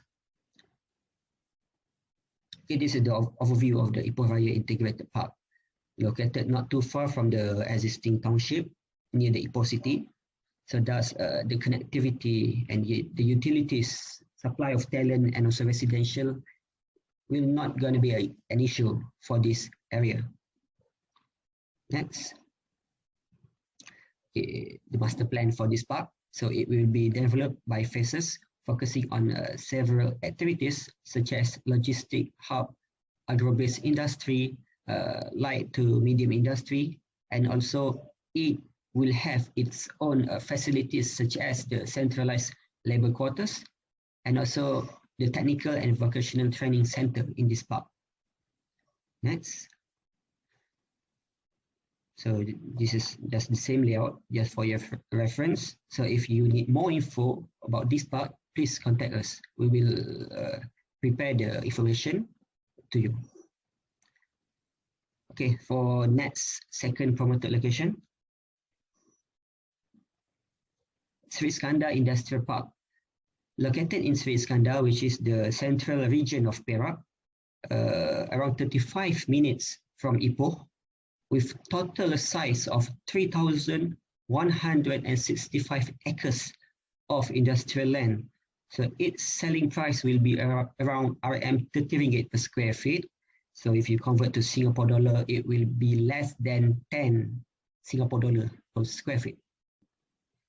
That's so interesting part about Seri Iskandar. It has a few higher education and also training institute in this town. So we have UTP, the Industry Technology Petronas, and also UiTM. And in Seri Iskandar also have a few professional colleges and also TVET school. So it can support a huge talent pool as needed by the investor. Next. For connectivity, Seri Iskandar located near to our new West Coast Expressway, WCE interchange. So when WCE completed soon, the distance from Seri Iskandar to Port Klang in Selangor and also to Penang will be nearer. To Port Klang, we estimated it will be around 2 hours from Seri Iskandar, and to Penang will be around just 1 hour and a half. Next. Okay, this one is the third promoted location, Lembah Beriah Industrial Zone. It's near to Penang, so with total available land is 1,300 acres. Price estimated at RM17 ringgit per square feet. So yeah, the distance to Penang, please next slide, please. Okay, the distance to Penang to Second Bridge is just 25 minutes. To Penang Port is just 40 minutes. So for any company that plan to expand from Penang, I can say for any Penang company expand, they're looking for this area because Penang have limited land right now. Okay, next. Okay, the last one, the promoted location, Lahad Industrial Park, Its total land area available is 110 acres and surrounded with complete infrastructure, utilities from electricity, water supply, internet, and also natural gas. So the selling prices are M33 ringgit per square feet. So this industrial park is currently under development stage, but the industry players can start to visit the land, and if interested can start purchase, and the industry player can start their construction of the factory concurrently with the developer. Next. Okay, there's some photo of the site, the recent photo. Next. Okay, in conclusion, Invest Perak, looking forward to have all of you coming to Perak to explore the business opportunities in Perak. And yeah, you can always contact us if you have any question or you plan to have a site visit to Perak. We will host the investor, and also we can help to arrange the discussion and pre-consultation session with the authorities, with the utilities company, or also with education institution to discuss on the talents. So next. Okay, here is my contact information. Please call or email me if you need any further information. With that, thank you. Thank you so much. Thank you, Mr. Arif. And yeah, there's so much about the West Malaysia site. And let's move on to the next speaker, Ms. Natasha, who is part of the Teleport Singapore, which is a representative from AirAsia. Over to you, Natasha. Hi. Thank you, Tech Lee. I think it's a lot of pressure being the last speaker, and not just during any time, but during lunch, tea time as well. So I'm going to keep this as exciting and as succinct as possible. So as the name implies, the topic today is really about supply chain and logistics. And I am representing basically Teleport. I'm not sure if you've heard the name before, but if we go to the next page, I'm pretty sure you've heard of our parent company. So it's now known as Capital A, but it used to be known as AirAsia Group Berhad. So Capital A actually has a lot of subsidiaries under it. The most famous well-known one would be the aviation group, which is AirAsia. But the other subsidiaries include the financial services subsidiary known as BigPay and the investment subsidiary known as Redbeat Capital, for example. Teleport specifically is the logistics subsidiary of Capital A. And as the quote there on the side implies, put simply, our mission is to move things across Southeast Asia better than anyone else. So what exactly that means, I think it's hard to capture in a short 15-minute presentation. So what I have instead is a video. So if we could just share that video.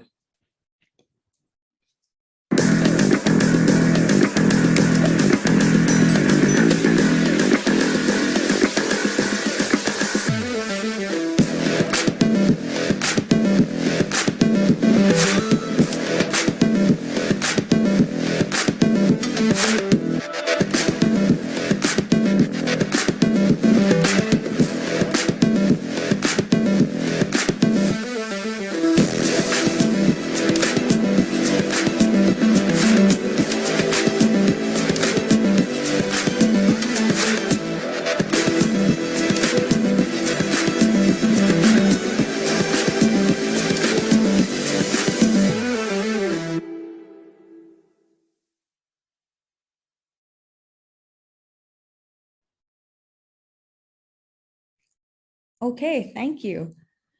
So yeah, as you can see, we're not just any logistics company. There's a lot of emphasis on speed, but why is speed really important in this day and age, at least when it comes to logistics and supply chain? I think we're in an era where it's all about the always on business and economy. People want things and they want things yesterday, put simply, especially when it comes to e-commerce products.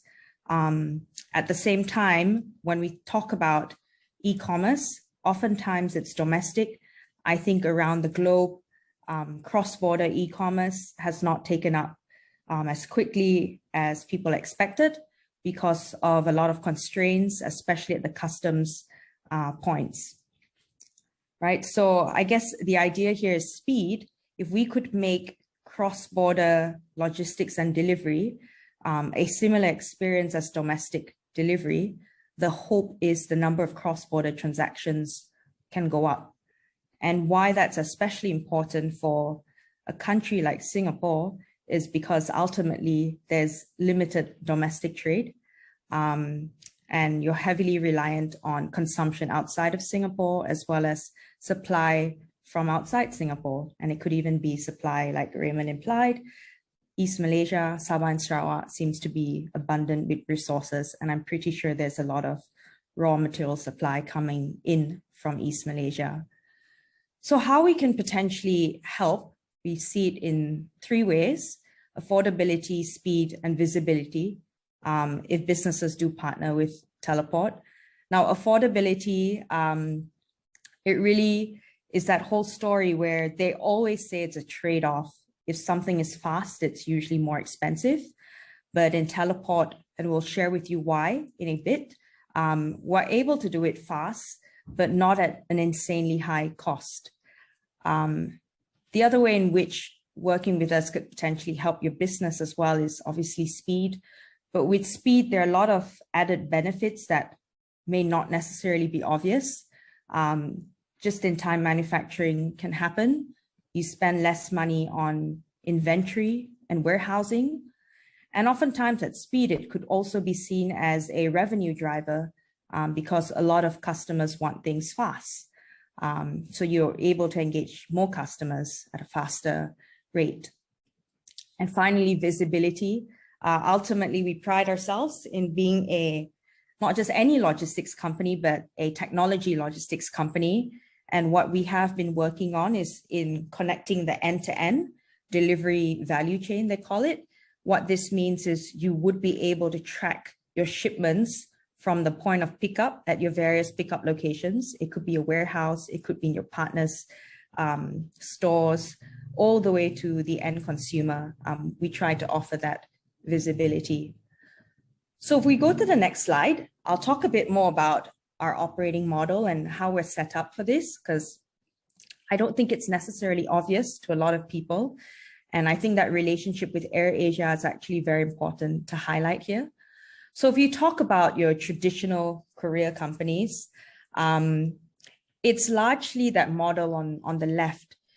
If it's not obvious enough right now, you're actually looking at the plane just sliced through the middle.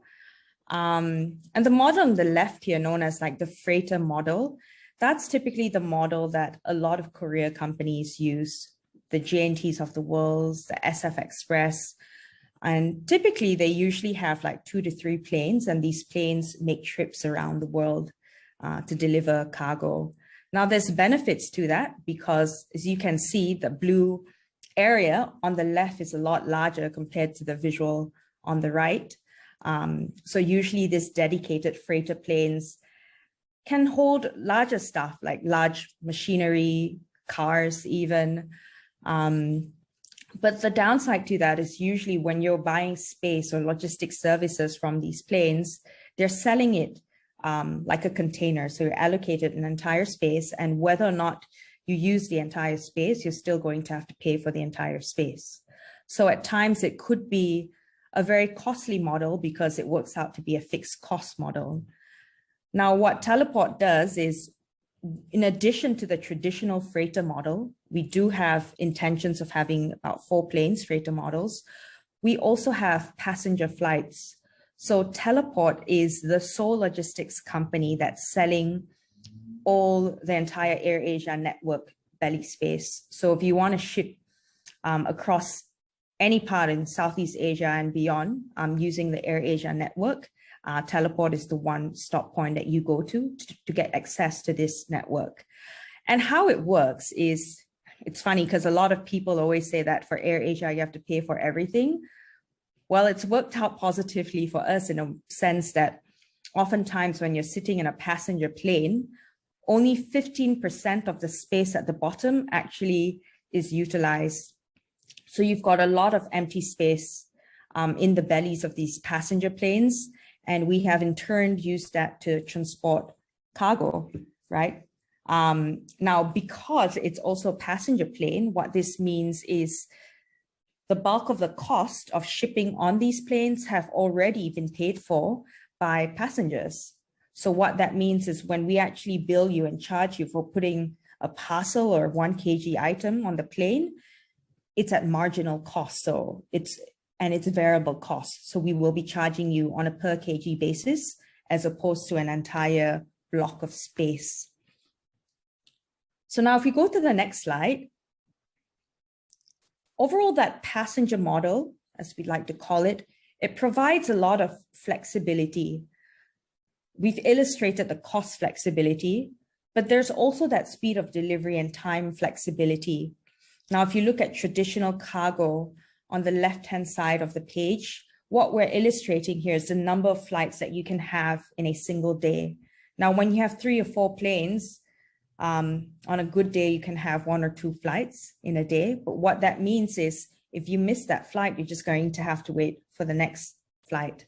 On the other hand, if you look to the right side of the page, that's more the passenger model.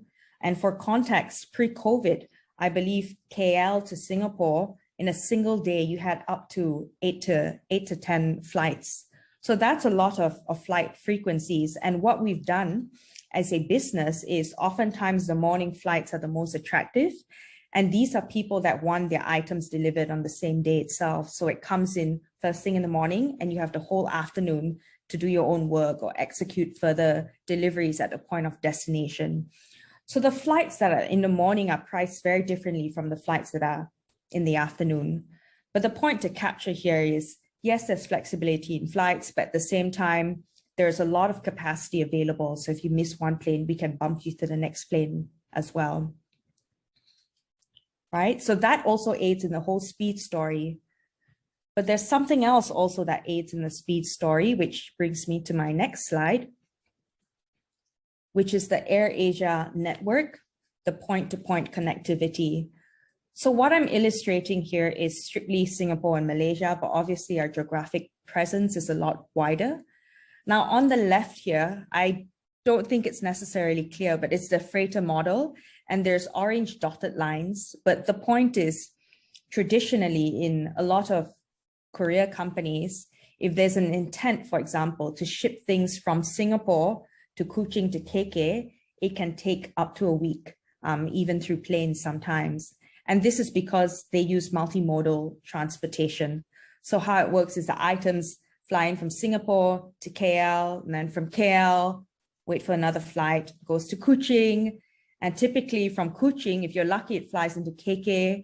But more commonly, what tends to happen is it terminates in Kuching, it gets put onto a truck, and then it gets trucked to the entire East Malaysia, right? So that really slows down the entire process. Now with AirAsia, it's got one of the richest networks across Southeast Asia. And as a result, we can offer direct point-to-point connectivity and unprecedented speeds of delivery. So as it is today, I'm sure most of you have already done some form of revenge traveling. There's point-to-point connectivity from Singapore, not just to capital cities like Kuala Lumpur, Kuching, and KK, but also to secondary cities like Miri, as well as Penang. And I actually feel that there's also flights to Ipoh, but I need to double check that as well. Right, so if we go to the next slide.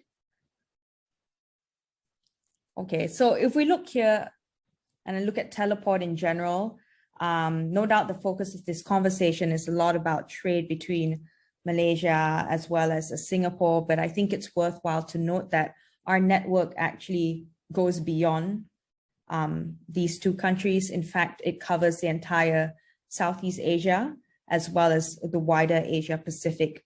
So if there's any needs for not just exports out of Singapore into these other countries, but also supply chain into Singapore, would more than happy to have that conversations with you.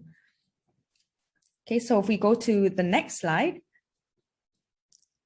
just very quickly talk about our tech.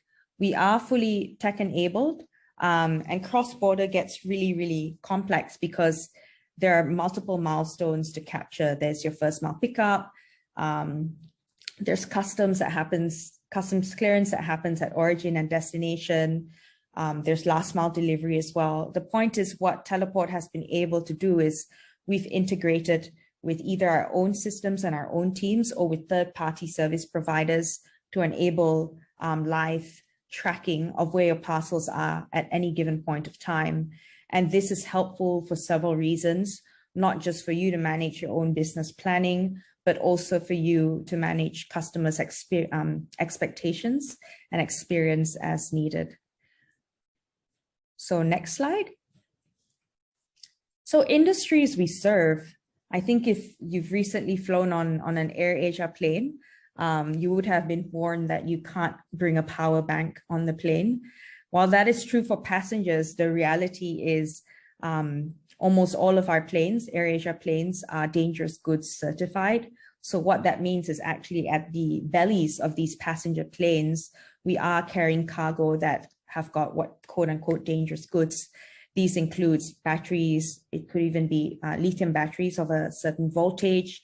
It could also include alcohol products. Now, why that's important is because that means we are able to service the technology and electronics industry, which is rich with batteries typically.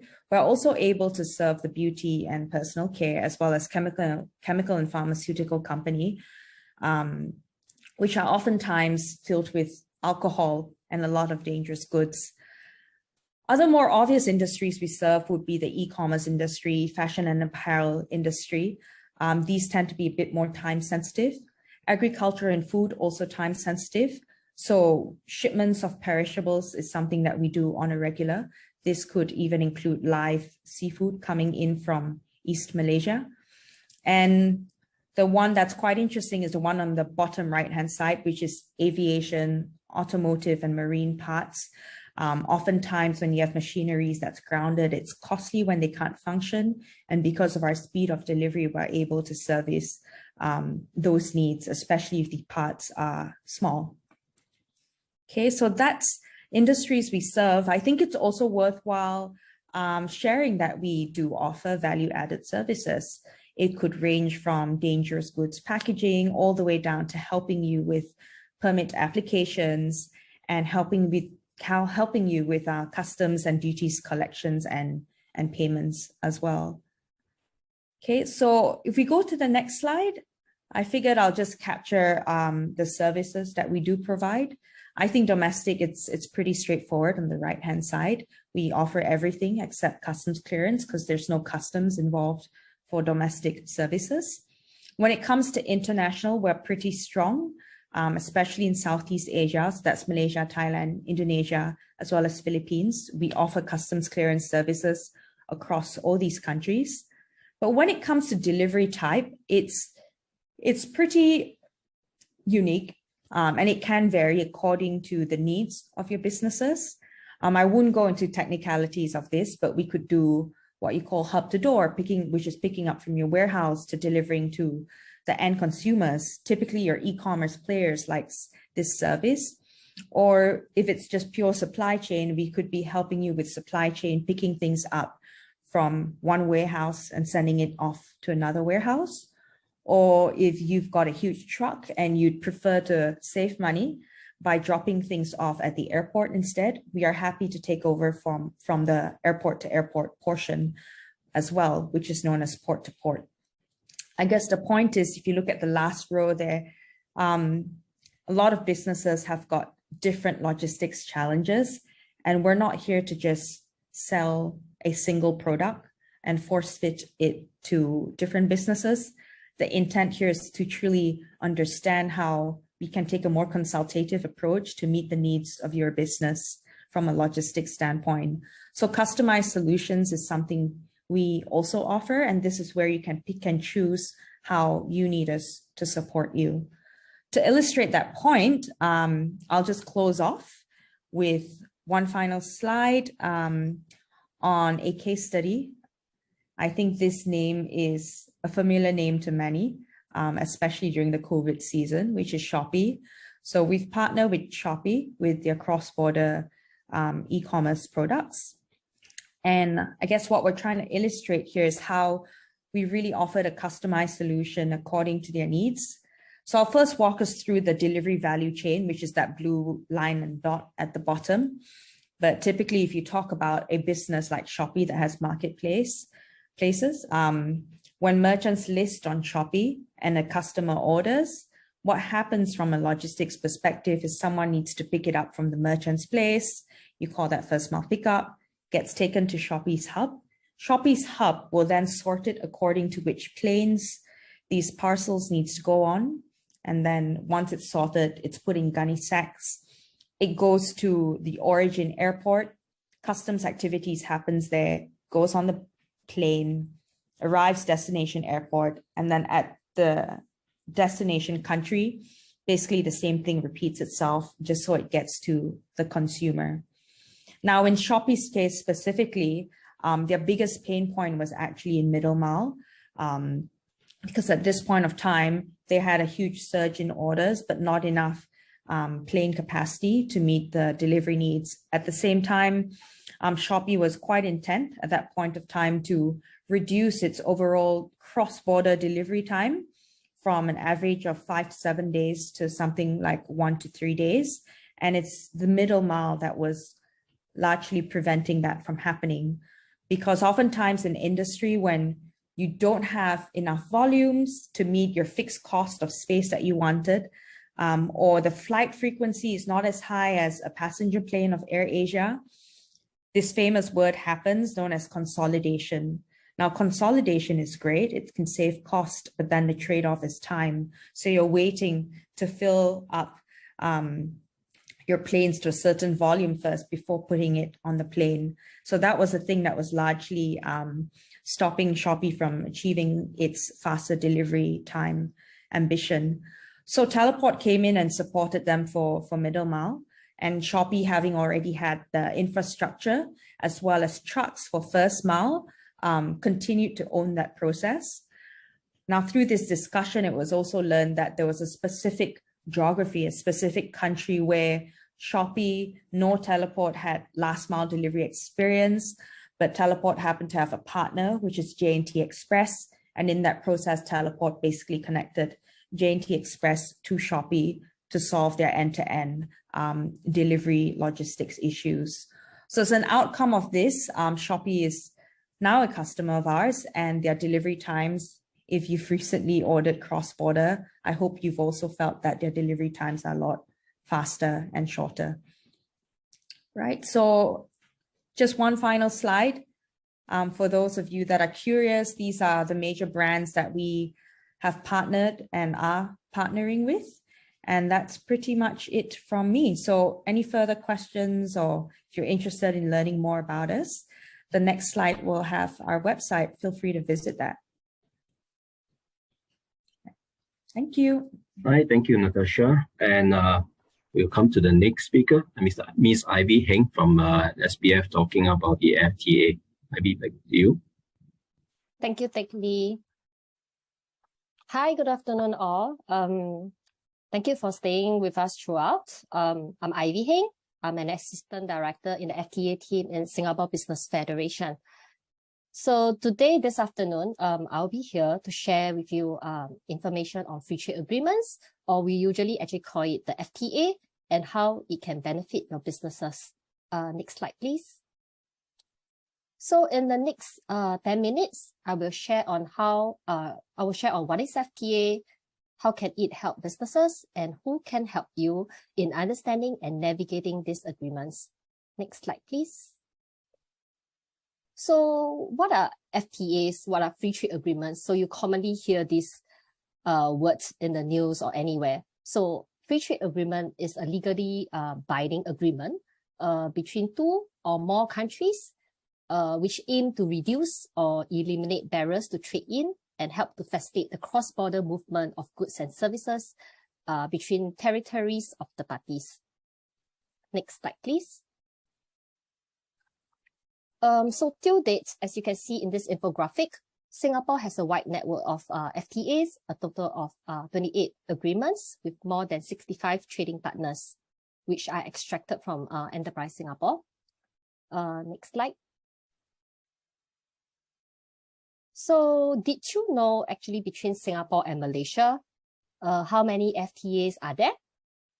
So just to share on the right from the screen, you can see that actually Singapore and Malaysia, we are members of ASEAN, and there are a total of 9 free trade agreements that businesses can tap onto. The first one, ASEAN Free Trade Area, which is the oldest FTA in place. And within this FTA, there is this trade in goods agreement, which eliminates all tariff for virtually all product lines. Then moving down, we have what we so-called the ASEAN Plus FTA. So what are these ASEAN FTAs? They are FTAs where ASEAN signs with other economy or economies, such as like ASEAN China, ASEAN India, ASEAN Japan, and so on. Then followed by, we have the Regional Comprehensive Economic Partnership, which is RCEP, which I guess need no further introduction. It has been in the news lately. So it is the latest FTA that actually entered into force, and also the world's largest FTA that comprises of 30% of the global GDP. Lastly, the Comprehensive and Progressive Agreement for Trans-Pacific Partnership, CPTPP, where our first speaker, Ms. Kavita, has also mentioned that the Malaysia government has submitted the Instrument of Ratification, which is IOR, to the CPTPP depository on 30 September. So it means that soon businesses can tap onto CPTPP. Next slide, please. So how can FTA help you? There are actually many chapters in the FTA, which I'm not able to share everything right now. But in the interest of time, I think I'll be sharing on the main chapters, which is the trade in goods, trade in services, and investment. So over here, you can see that the trade in goods chapter actually helps, or should I say seeks, to remove tariff and address non-tariff measures. And in this sense, businesses will be more competitive, and it's a faster way to market your product in importing market. In this scenario, will be Malaysia. And the services chapter in an FTA actually helps to safeguard the market access, and it actually deals with regulation to ensure market access and national treatment. And for the investment chapter, it actually helps to protect and promote investments. Next slide, please. So I thought it might be useful to share some more details in the next few slides on these various chapters. So how can FTA actually make your product more price competitive?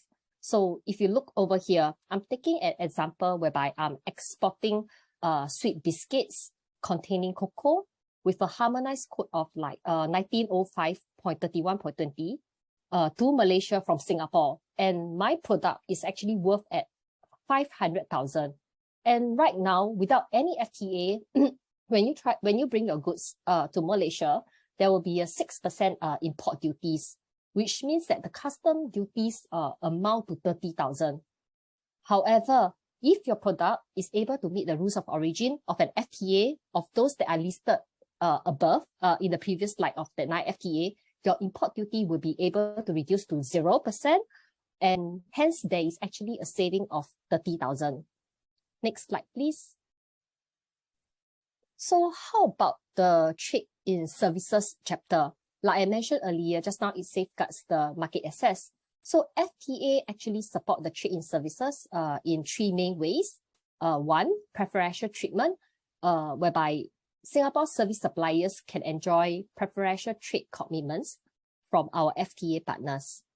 2, it is more predictable operating environment, as the services commitments in the FTA, they will actually lock in a certain minimum level of market access for all the service provider or service suppliers. And in the sense that whereby FTA actually serve as an insurance policy to deter a trading partner from changing their law to become more restrictive, even when government regimes change. Third, recourse. FTA actually provide an opportunity for service suppliers to seek recourse should a trading partner choose to contravene its FTA commitments. So as I mentioned, just now I mentioned about the ASEAN Free Trade Area. So within this FTA, there is this agreement named as Trade in Services. For Trade in Services, named as ATISA, Trade in Services Agreement, where actually a Singapore-based service supplier, if you plan to provide services to the ASEAN market, you will be able to enjoy the widest preferential access. And this is more in terms of services sectors being open to foreign participation and the increase in allowed foreign shareholding limits. Next slide, please. So for investment, it actually provides a conducive investment environment. So which means that, like, take an example for fair and ethical treatment, meaning to say that host country, you must make decision based on law and not arbitrary actions. And actually, it also gives the investor the right to defend themselves with access to lawyer, and they do have the rights to appeal as well. Then for most favored nation treatment clause actually helps to further guarantee that ASEAN members receive no less favorable rights than any other countries. So I also took another example. Under ASEAN Free Trade Area, again, there is this agreement, which we call it ASEAN Comprehensive Investment Agreement, ACIA, whereby investor will have several options to settle dispute with the host government if they believe that their rights have been infringed upon. Next slide, please. So this is a quote that we have taken from a company that has successfully tapped onto FTA. So previously, Singaplastic had actually did an interview with SPF, and then they have shared how they have benefited from FTA. Next slide. So before I end my entire sharing, I thought it might be useful to share some FTA resources which companies can look into to kickstart your FTA journey. Number one, you can visit Enterprise Singapore website or www.fta.gov.sg. And inside there, you will find a list of Singapore FTAs and its legal text. And you can also find information on FTAs that are in negotiation. Next, you can look into Enterprise Singapore Tariff Finder, whereby it's a complimentary trade facility tool for all Singapore businesses, where you can actually find basic duties, which is the most favored nation rates, or preferential rates for importation into about 160 destinations. Inside Tariff Finder, you can also find the rules of origin or the product-specific rules that is applicable under FTAs. Then if you want to find out information, like general information on importation of products, Tariff Finder will be able to give you an overview as well. Next slide.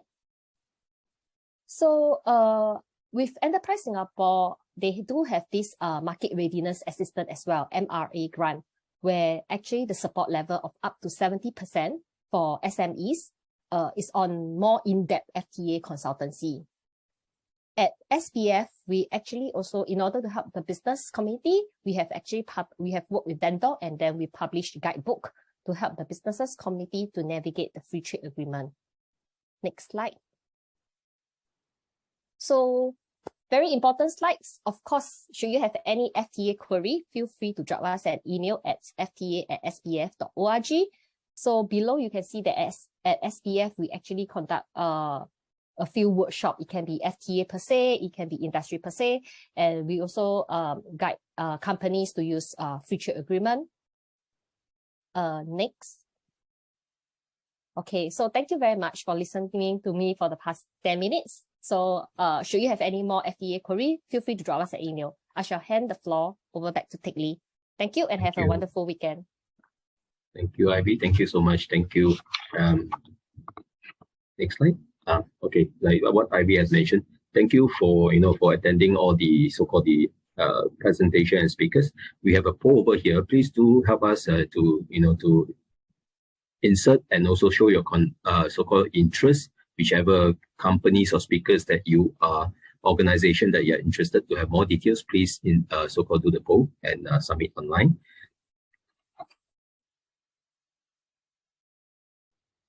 Okay. And once again, thank you so much to all the speakers. We have come to the end of the webinar. And we hope that everybody enjoyed, benefited, and gained some knowledge, insights from our distinguished speakers. Do reach out to SBF should you require more information on your internationalization. Our colleagues from the Global Connect SBF is definitely ready to assist and to support you. So once again, thank you very much to all the speakers, the attendees, for supporting this webinar. Have a great weekend. Thank you.